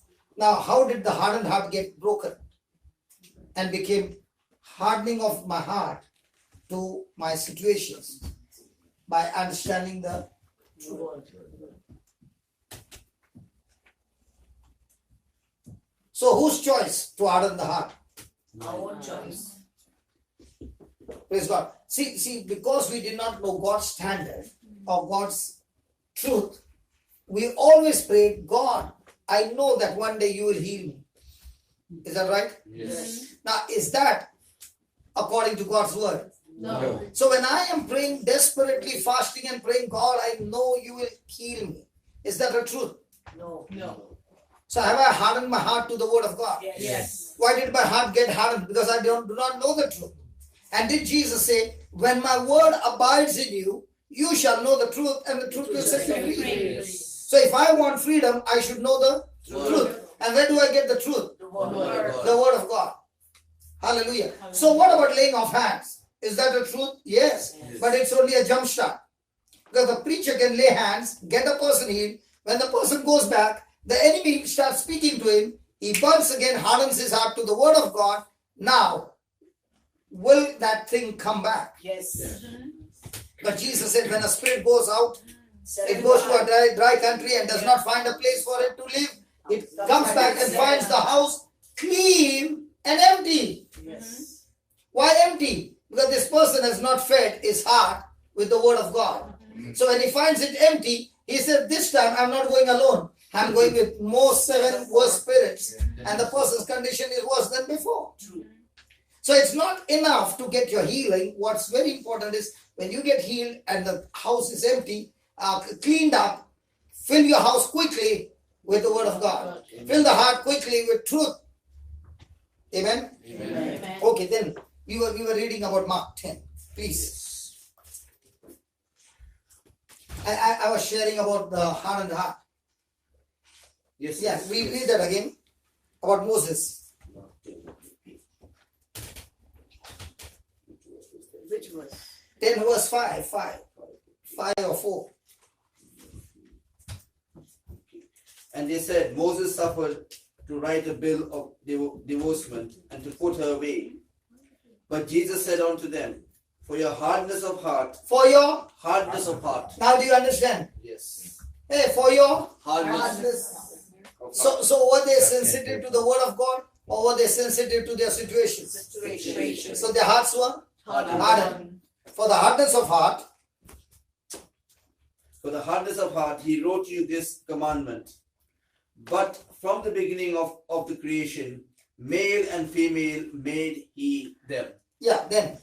Verse 7. For this cause shall a man leave his father and mother, and shall cleave to his wife, and the two shall become one flesh, so that they are no more two, but one flesh. Okay.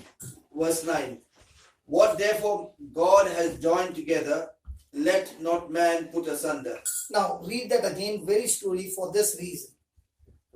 For this cause shall a man leave his father and mother. What cause? What cause? Divorce? Marriage. What cause? Could be. Hey, what cause? Can you read a scripture before that? Come on, I gave you a hint. What cause? Hardening. Male and female together. Read that again. Okay, Read sorry. You From the beginning of creation, male and female made he them. So did he make female by the dust of the earth? No. Did he make female from man? Yes. So was female in man? Yes. So are they two? Yes. The One.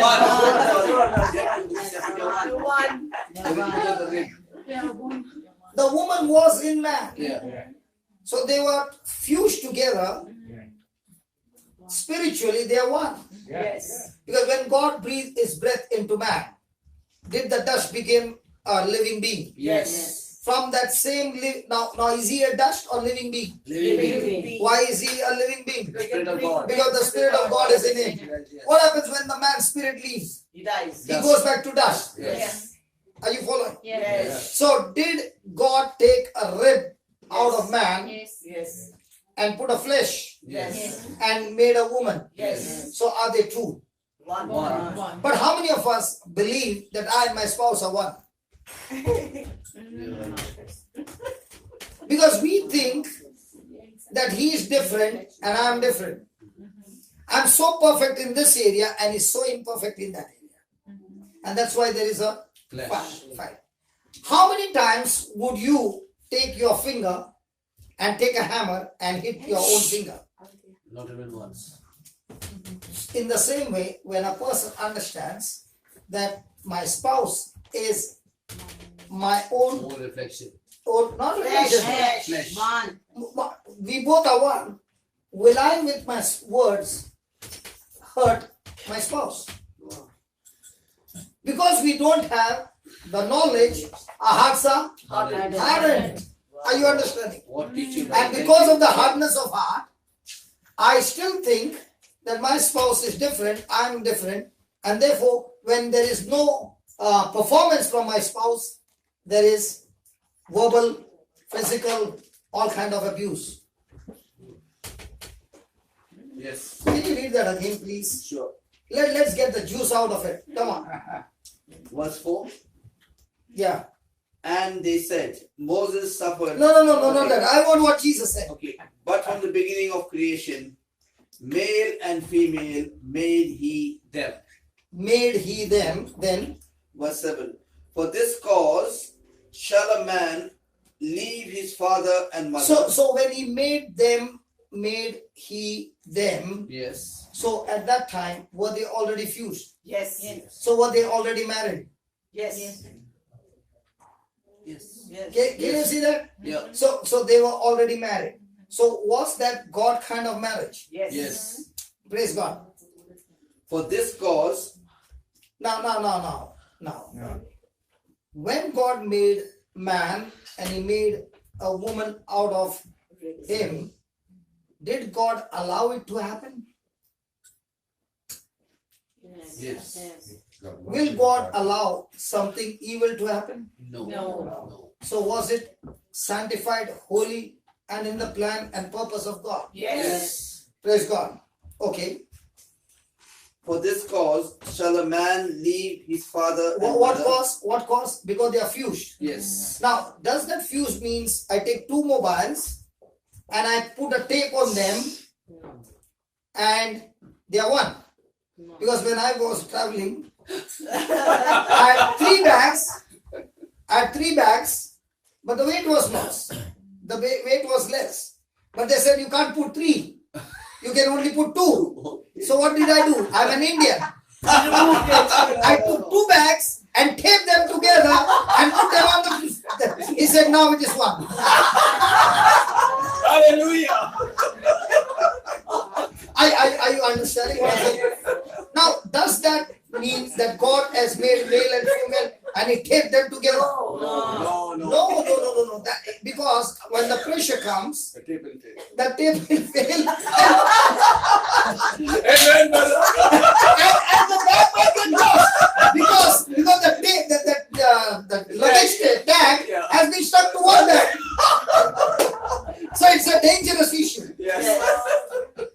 Hallelujah. Hallelujah. So when I was thinking about this, I said, Lord, if the tape has got more pressure, the tape might fail and both the bags will separate and I will get my bag lost. One bag gone. But praise God, if I have to put them both in one bag Yes. and make them one bag, and that's what God is saying, they are not two, they are one. And that's why you don't understand that they are not two. I have joined them spiritually in such a way that they cannot be separated. Amen. Okay, when you put sugar in the coffee and it gets dissolved, can you separate sugar now? No. They both have become one. Yeah. What happened? So in the lab we can do it. Okay, in the lab you can do it. I agree with that. It can be done. Can an alloy be separated? I use a metal. I use two metals. No, alloy can't. Alloy can't, because that's called a complete melting fusion. Imagination. Praise God. Yes. Yeah, salt.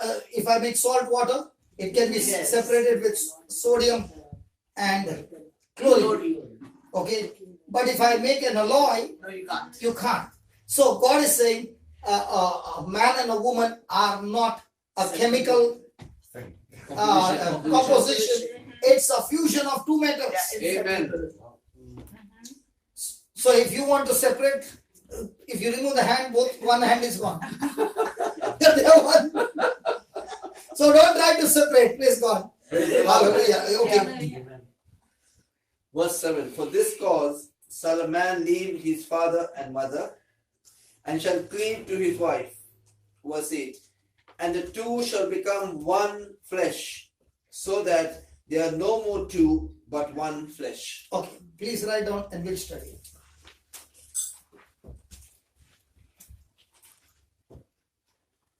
There are two important truths to understand the God kind of faith, the God kind of marriage. Two important truths to understand about God kind of marriage. First, God will join together only that which He can allow.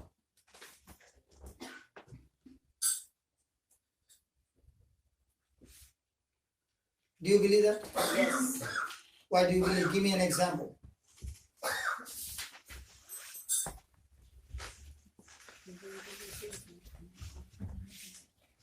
Now, can God take two sinners?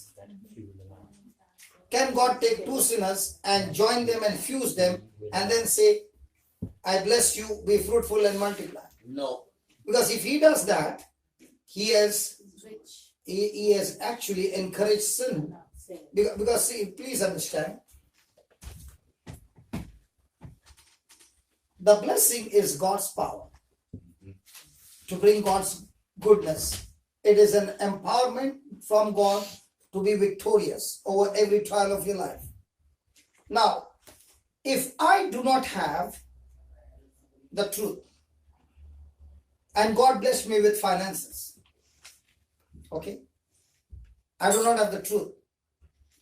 Can I use the finances that God has blessed me for pleasure of sin? Yes.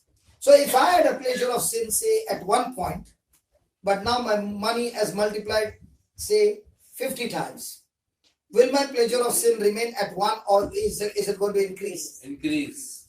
So God will never use something that is sin, unholy, to join with something that is holy. God will never take something unholy to join with holy, because it does not follow His system.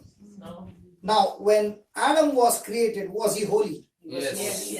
Was he inside the garden? Yes. Now, did God create Eve? Yes. Was she also holy? Yes. Now, did He give this power of having dominion to man Yes. and not to the woman? No, you both are. Are you sure? Yes. Are you sure? Capital Y-E-S, yes. Why do you say that? Because I want to know the reason. Why did you say that? If you say yes, back me up with a scripture. I don't know. And then your yes has got no power. Please understand. Whenever you say yes or you say no, it has to be backed up with a scripture. Did Jesus fight the devil with scripture? Yes. Could the devil stand him? No. But if he doesn't have a scripture to back up, can the devil deceive him now? Yes. Yes. Okay, let's go and see. He said, be fruitful and multiply. That's the That's not the scripture. dominion, no? How you, both of Both them are, it together. talks dominion, it talks dominion over the fishes and all, the seas and all that.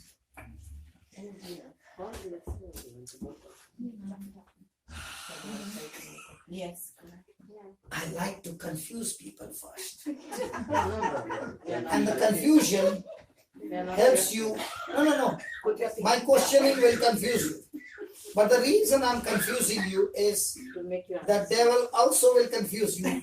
But when you are confused, you can know the truth. Amen. Okay? Amen. Go to Genesis 1, verse number 23.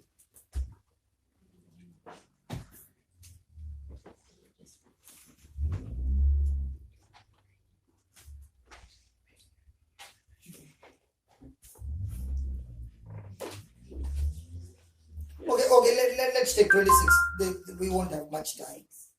Let's take 26. And God said, And God said, let us make man let us make man, in our image. man or woman, man and woman, Man. man and woman. No, man. Okay. In our image. Let us make man. In our image. Hold on, brother. Is it man and woman? Only man. Okay. Man means all human beings. Mankind. My bad. It's Hey, human beings. Listen. You can interpret the way you want. If it is given the man, it is man. It's not given mankind. Amen. Don't add something and make the truth alive. Yes. Okay. And God said, let us Make man in our image, Mm. after our likeness, good. and let them have dominion over the fish of the sea, and over the birds of the heavens, Yes. and over the cattle, I and said over what I- all the earth, and over every creeping thing. Hold on. She's saying I said it right. I said Did God create man? Yes. Is the woman mentioned there? It's inside. Them, he said them. Yeah, them. Yeah, it says Them. Them. Look at that. I've been See told that's why it is so important. That's why it's so important. See, let me read it again. That's why you should know it. Yeah. God said, let us make man in our image after a likeness. Single man. And let Them. T-H-E-M. he did not say let him. No, Yeah. So in God, listen, please. In God is Eve inside of man. Yes. That's all. In Adam is the whole mankind inside Adam. Oh, yeah. Yes. Oh yeah. Oh yeah. Amen. Wow. Amen. Okay. Let me explain to you. I take a particular seed and I bring it and I show you. And I say, what do you see? Seed. A person who understands the potential of the seed will say, I see a forest in your hand.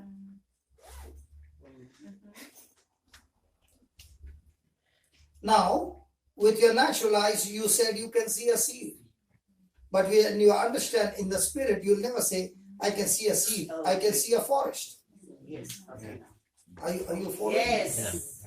So the whole life is all about how much can I renew my mind and start thinking through the spiritual mind and not the physical mind. Because the physical mind will always give you result only natural. Yes. The same person now goes into the spiritual mind, his visions are different, his lifestyle is different, and his result and harvest is also entirely different. Amen. Yeah, so 27, yes. And God created man in his own image. In the image of God created he him. Male and female created he them. Then, after that. 28. And God blessed them. Now this is 100% sure. Now man has also come, woman has also come, and he, Whole mankind. And God blessed them. Now you got a proof. Yes. So the next time I say, are you sure? Yes. What makes you say yes? Genesis 1:28.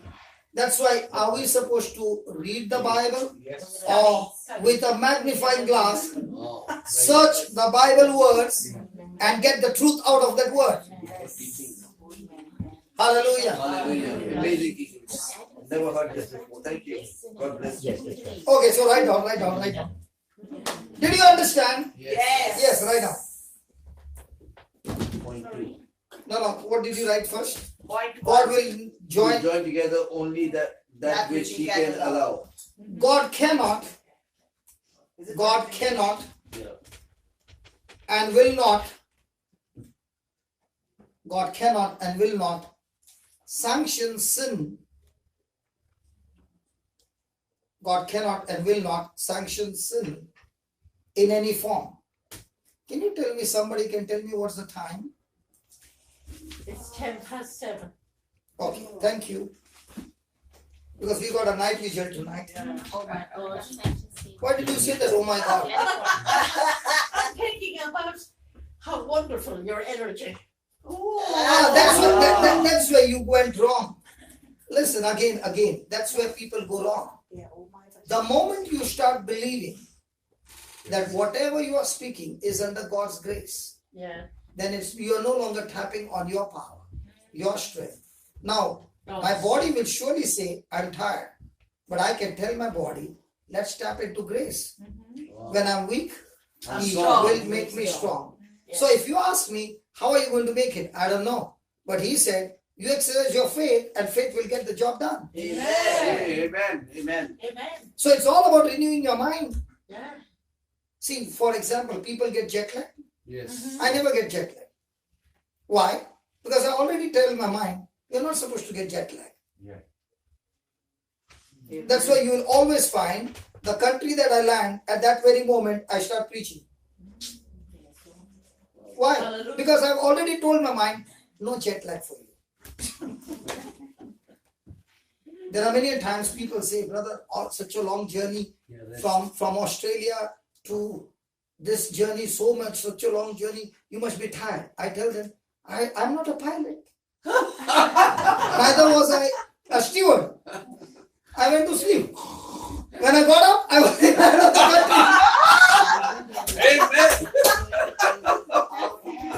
The problem is, in your mind is, when you travel, you are supposed to get tired. Yes. So your body is already saying, I have traveled, I got to be tired. Whereas I say, when I'm traveling, I got nobody to talk to, I have taken the maximum rest. Yeah. Amen. Amen. Lie down. Can you imagine God taking two sinners, joining them together and blessing them?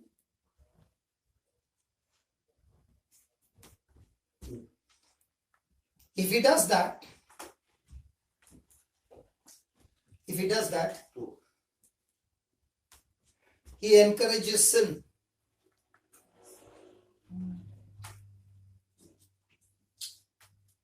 Jesus said,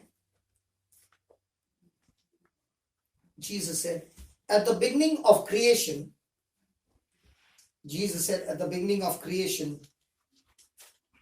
when God brought them together,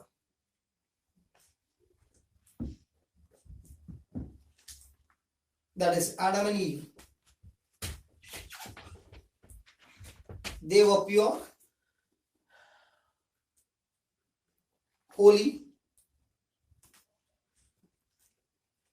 uncorrupted by sin.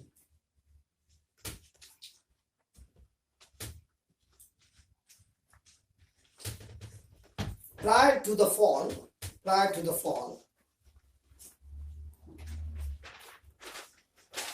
their marriage was the model.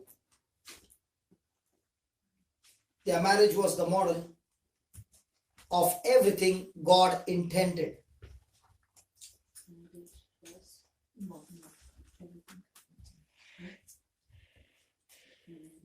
Their marriage was the model Of everything God intended. of everything God intended. God cannot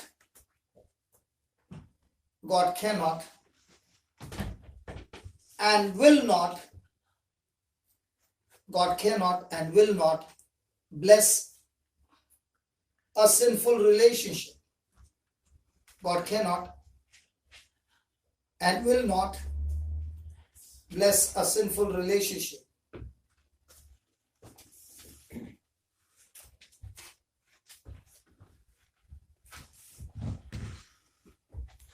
No God sanctioned union can possibly exist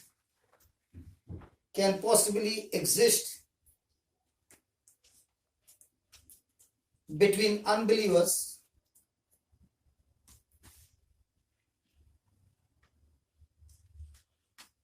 or between anyone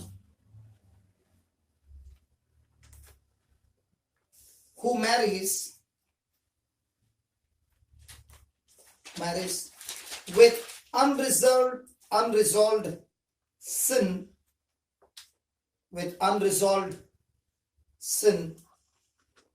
in their lives.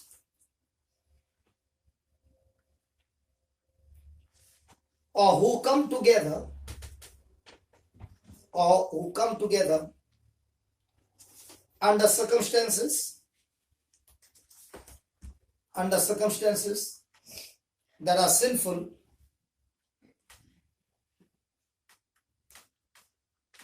or otherwise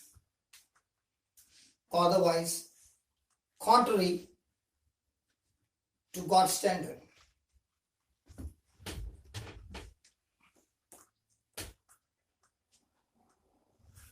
Praise God. Amen. Now, when I look at my own life, was I a Catholic?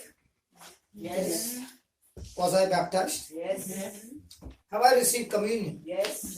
Confirmation? Yes. Did my marriage take place Yes. in the church? Yes. But was I living a life of a Christian? No. My life was everything other than the Christian. So even though it got blessed, but my nature is still full of sin, will that marriage be blessed? No. So what is very important, when Adam and Eve disobeyed God, did that disobedience take them out of the garden? Yes. Yes. So when they were out of the garden, did the perfect marriage now become a marriage of blessing? No. No. The first murder took place Canaan. in that same family. Yes. The fight between the brothers took place in the family. Everything began to get corrupted in the family. Why?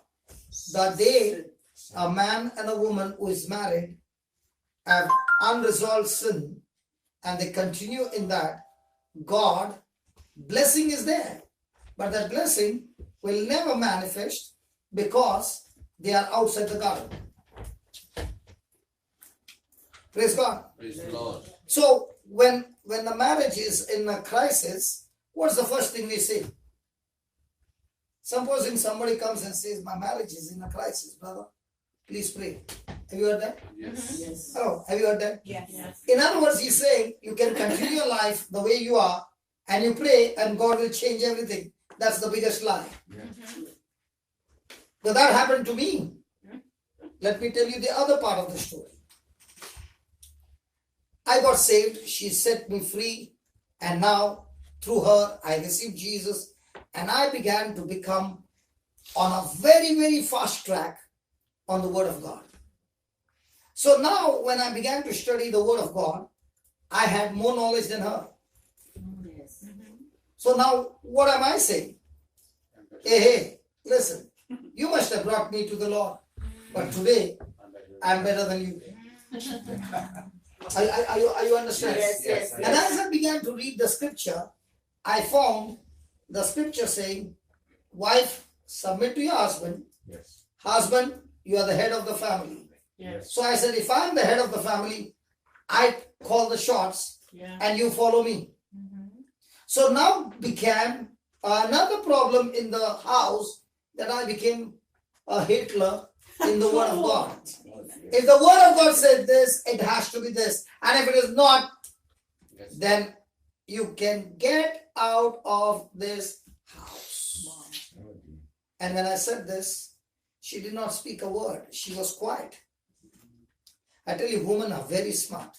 God made them smart because of you men. I follow you. She did not speak a word. Wisdom. 4 months went by. Oh la la. Okay. She did not speak a word. 4 months went by. The day the exam got over, I saw the mother and the sister come from Bangalore.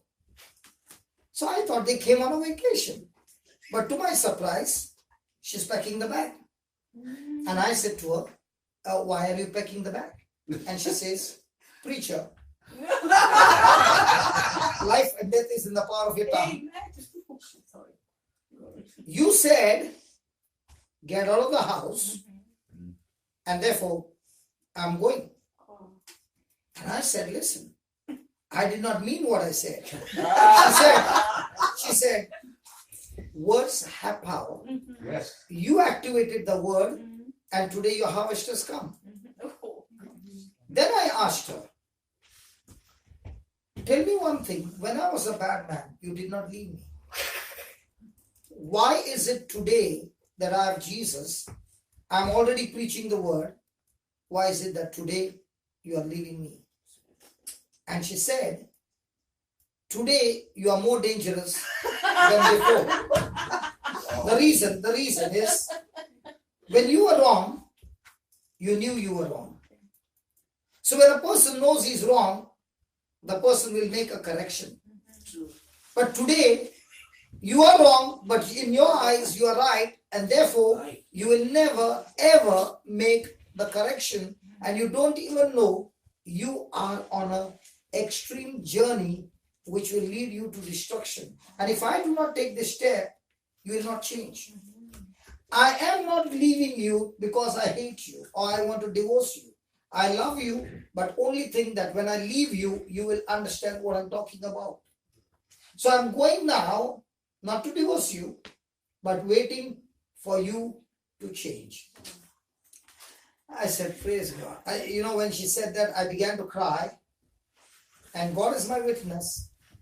I could not take the pressure and I fainted when she said that. And when I got back my senses, I thought that with my fainting, she will remain. Is that right? Yes, yes. Because you can see the pressure is so much. I am a person who can think and think to the extreme. That's why I was in depression. People in depression have got a very powerful gift from God. They can think to no limit. But the only thing is that their mind has been captivated by the enemy. If the same mind is captivated by the word of God, they can bash up the devil every day. Amen. Yes. Are you following? Yes. So I used to be a psychiatric patient. So now when this pressure has come, I've taken it extreme, I've fainted. But she says, listen, I want to tell you something which will help you. If I had to leave you in those days, you would never run to Jesus. You would run on the wrong direction and I would have lost you forever. Because you're running on the wrong direction, you would have never run to Jesus. That's why I have to stay back for you to come to Jesus. But today when I leave you, I'm so sure, Johnson, I'm telling you, I'm so sure you will run to God. And if you can take my advice, take off from everything and go and spend your time with the Lord, and He will tell you where you are going wrong. And that correction is what is going to bless the marriage. So I said, I can get her. Faith moves mountains. Amen. Yes. Amen. Amen. So I went straight to the retreat and spent 1 month praying, fasting, because I've got 1 month. After 1 month, the school starts. If the school starts and she doesn't come back, she's not going to come. Yes. Before the school starts, she has to come. Praise God. I'm using my faith and praise God. Hallelujah. When I came back, I'm waiting for her. She never came. She never came. And that's the time I began to question God. God, I love her. I've exercised my faith. The mountain is supposed to move. Why is she not there? And I began to dig into the Bible. Give me an answer. I'm ready to do the correction, but please give me the answer. And he said, you don't love her. I said, if I don't love her, why should I go and spend 1 month? I left my business. And I spent 1 month. And you see, you don't love her. He said, no, you don't love her according to my standard. You are trying to love her according to human standard. So he took me to 1 Corinthians 13 and said, read this chapter on love. So I began to read, and there I found a scripture which says, love does not insist its own way. Now, are you all the time saying, I'm the head? I said, yeah, that's what the Bible says. He said, the head does not mean authority. The head means leadership. Yeah. You are the leader who is going to lead, but not on authority. And she's the one who will go strategy. She's the one who will make the plan to execute it, because she's your helpmate. But if the leader is using authority and bossing over her, that's not love. Hello? Hello. So he asked me, how many times do you want your way? I said, all the time. What about the times when you have taken the wrong leadership? Is it going to bring ruins? So what is she doing? She's checking you and saying what decision you have taken is wrong. And you are saying, no, but I'm the head, you have to obey me. So I said, Lord, can you give me an example? So he said, have you seen a doormat? I said, yeah. Is it written on a doormat, welcome? Yeah. So when you come from outside, do you miss the doormat or you stamp on the doormat? And some of us, if there is some shit on the shoe, we'll clean it on the doormat. Or the mud is there, we'll clean it, right? Scrub it. Now does the doormat bite you? No. Trip you? No. Or takes the dirt? No. He said, that is called love. I said, you mean to say I am the head and I got to be a doormat? He said, that's love. That's love. Now did they crucify me? Yeah. Did they put me to shame? Yes. Yeah. Did they strip me naked? Yes. Did they give me a crown of thorns? Yes. Did they scourge me? Yes. Did I attack them? No. He said, that's love. Amen. So I said, Lord, I'm ready to do it. Come on. But are you promising me she'll come back? He said, surely. Because love will change everything for you. And I began to get out of that my way. Praise God. And I began to follow the scriptures. 3 months went by and I said, Lord, I don't even have a phone call. I can't even call her. I don't even have a number.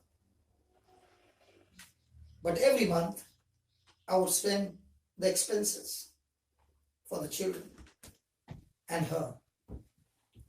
6 months went up, I think 5 months went by. I said, Lord, there's no trace.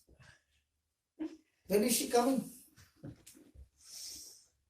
And he said, listen, are you ready to become a doormat so that she can come back? Or are you ready to become a doormat because you love me? Oh. Oh. Oh, Jesus. Now I have to make a decision. Which one? Yes. And I said, Lord, I make a firm decision. Whether she comes back or not, I will be a doormat for you. Amen. Now, did God get me out of her performance, her response, straight to the institution? Yes. Within 1 month, the call came. Amen. Praise God. The call came from her saying, I'm shifting from my mama's house.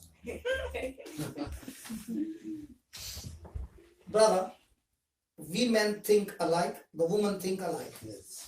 If a woman, your wife says, I'm leaving my mama's house, does that mean there has been an issue between the mama and the daughter? Yes. Men are talking to y'all. Where are you going then? Hello. And she's saying, I'm moving from my mama's house and I'm planning to take a place on rent. Now, woman, Yeah. if she gets a house in Bangalore, will she ever come to Bombay? No. Oh. Because for a woman, the house is the highest dream. And if she can get that, forget it. She'll never come back to Bombay. My house is in Bombay, my business is in Bombay, everything is in Bombay. And now when she says this, what's my first thing to say? Come back to? Bombay. And I'm about to say, and the Lord says, don't mess it. Love does not insist its own way. So I say, yeah, tell me. Okay. Don't worry, I'll send the money for the deposit. I'll send the money for the furniture. I'll send the money for everything. And I keep the phone down and then I was like, God! Oh God. Now, is it easy? No. So I then make a plan. Now the phone comes that she's taken a place on rent. They have already shifted. Now what comes to my mind? I have given the money. I'm the boss. Hey, I have given the money. I can go and ring the bell because I have given the money. So I'm making plans to go to Bangalore. And the Lord says, don't go. You will mess it up. And I said, Lord, first of all, I give the money. I become a doormat. I do all those things. I can't call her. I don't have to do anything. And I have to keep my mouth shut. And he said, listen, son, a good seed in a wrong season, when planted, destroys the seed. So you don't plant a seed in summer. You plant seed when it is raining. So wait for the rainy day. Don't go now. You will mess it up. Sorry. You'll mess it up because Sorry. yeah. Sorry. I just wanted to speak to you for a minute. I have to go. Oh, you want to dance with me? Give me some. Thank you so much. Bless you. And when you come back, Yes. I'm coming in December. Okay. Okay, I'll be back. And I want you to fight. Yes. The Well, good I have fight. been fighting. I have. I've been fighting all the time. God bless you. God bless you too. Thank you so For a much. wonderful day. Bye. Thank you. See you. Take care, man. See you. Okay. God bless you. Where was I? You were not going to A good seed in a wrong season. Season, we're not produce a good harvest. We'll do one thing. We'll listen to the story next time. No. No. You always like to hear other people's story, but if I have to tell you, come and tell your story. Yeah. I already did that. Okay. So I said, Lord, what do I do? He said, listen, are you doing it for her or are you doing it for me? I said, Lord, I'm doing it for you. So don't bother. Because she had told me, the day I see a change in you, okay, then we can be together. Till then, no chance. So I said, she's in Bangalore, I'm in Bombay. How will she know what I've changed? And there's no phone call. Then he said, listen, you don't do it for her, you do it for me. So again, the days went by, months went by. And one day, I was going to Mysore. I went to Mysore to give a retreat. On my way back, I have to pass through Bangalore. And there are 3 hours before I take my bus. So I just called her and said, listen, can we meet somewhere? Because I'm just come to Bangalore. If it is possible. Said, don't force, only a request. Is it possible? And she said, yeah. So can we meet somewhere? She said, no, come home. So I said, no, she's calling me home. What do you say? Rainy day. Good seed, good season, good time. Praise God. So I go home. Now, when I go home, do you think the reception is going to be? No. It is like I've never seen her before. 2 strangers were in the room and children are sitting there and they have all the bad experience. Okay.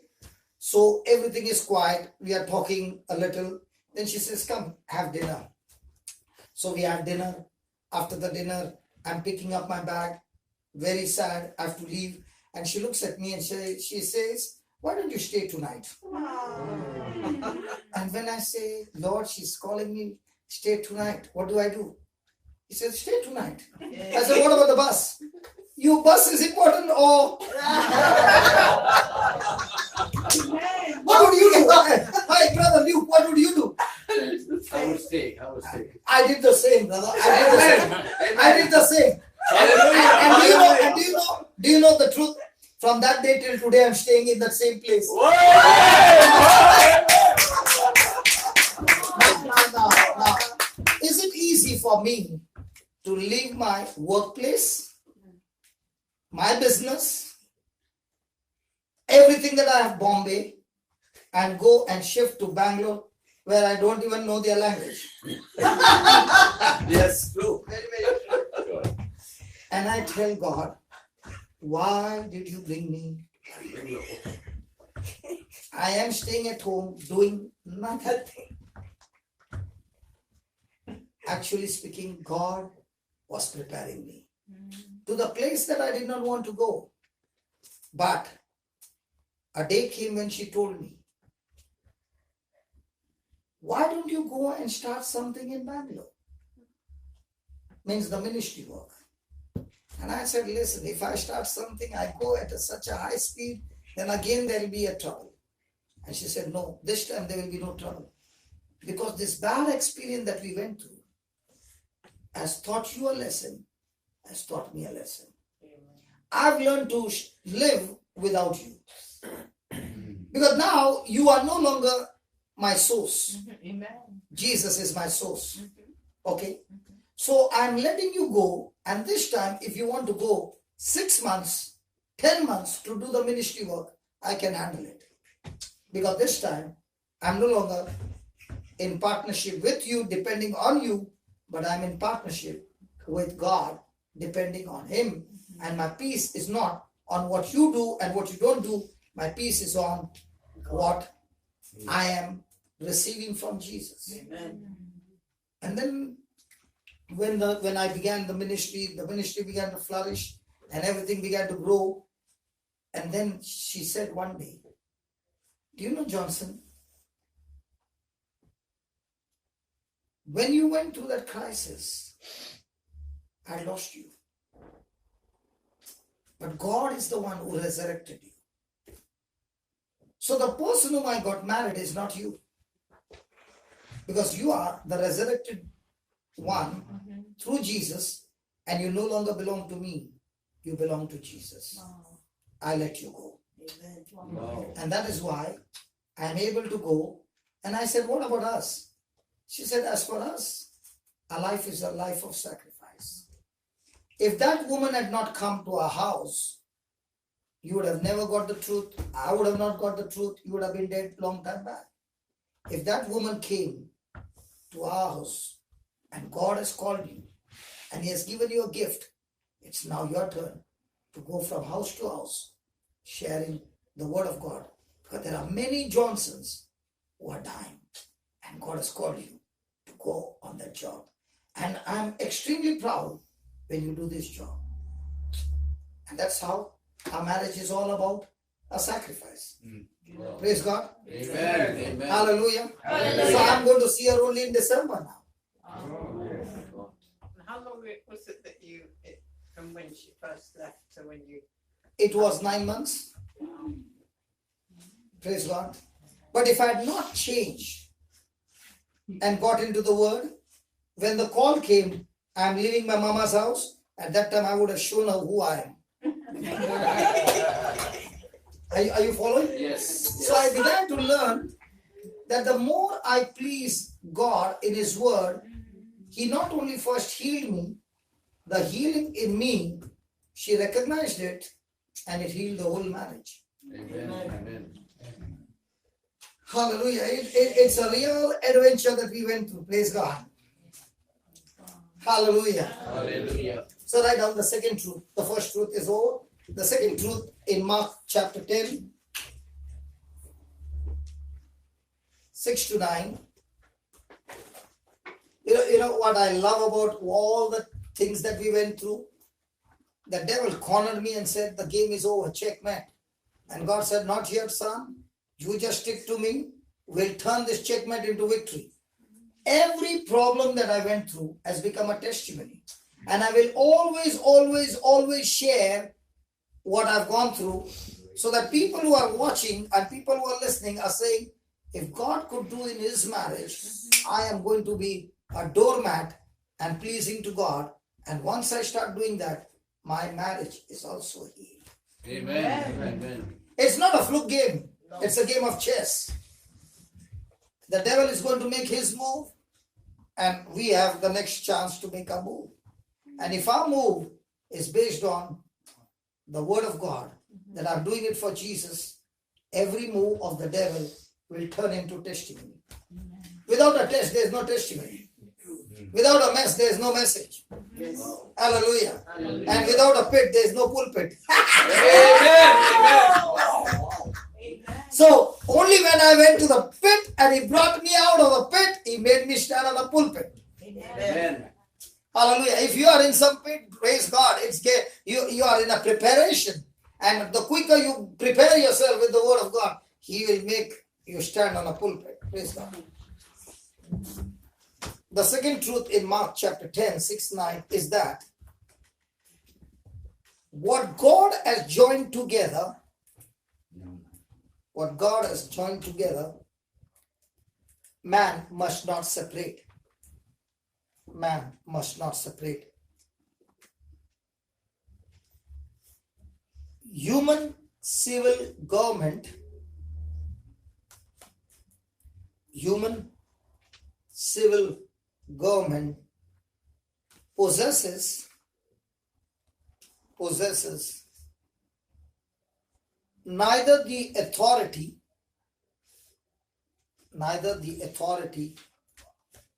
nor the power to disjoin a God ordained marriage between two believers.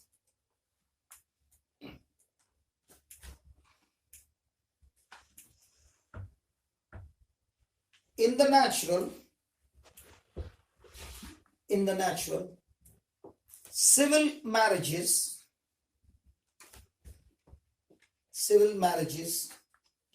established by civil law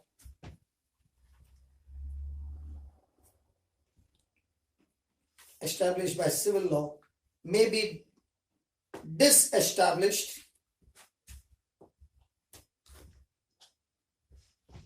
by civil law.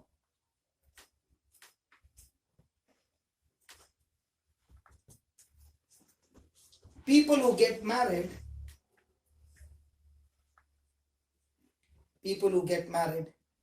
outside of God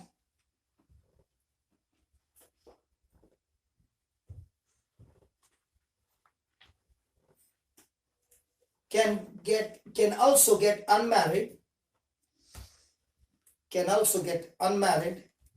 outside of God.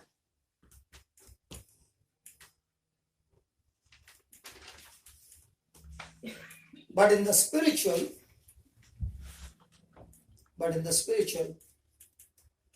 marriage that God has sanctioned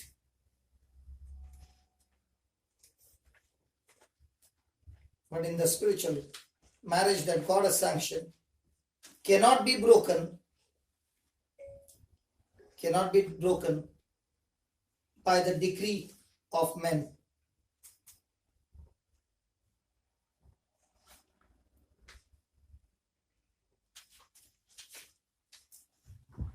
Praise God. Praise the Lord. Hallelujah. Hallelujah. Thank you, Jesus. Thank you, Jesus.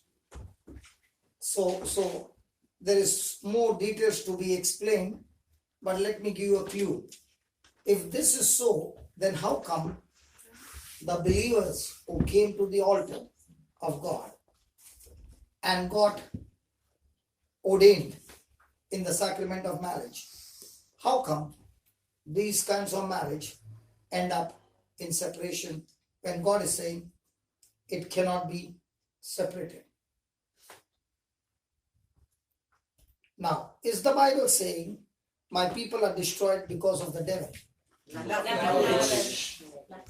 So what was the cause of the downfall of Adam and Eve in the Garden of Eden? Knowledge. So what is required for the marriage to be extremely successful? The word, the knowledge of the word of God. Applying it. And the more and more a person gets deeper and deeper in the knowledge of the word through scriptures, he begins to understand that no man can make his marriage work. He needs God all the time. Amen. And he gets God all the time through his word. Amen. By renewing his mind, submitting his mind to his word, and now resisting every lie of the devil. And the Bible says, when I submit to God and I resist the devil shall flee from me. Amen. Praise God. Praise the Lord. Hallelujah. Hallelujah. What's the time, brother? 8 o'clock? 10 to. Yes. Now we'll take a little of healing because otherwise, praise God. Praise Vincent, where are you? My brother Vincent, is he there? I heard his voice. I heard his voice. Thank you, Jesus. Thank you, Jesus. Can we take a small break and then we can have the healing session? Yes. Yes. Let's get freshened up. Wow. Now's your time.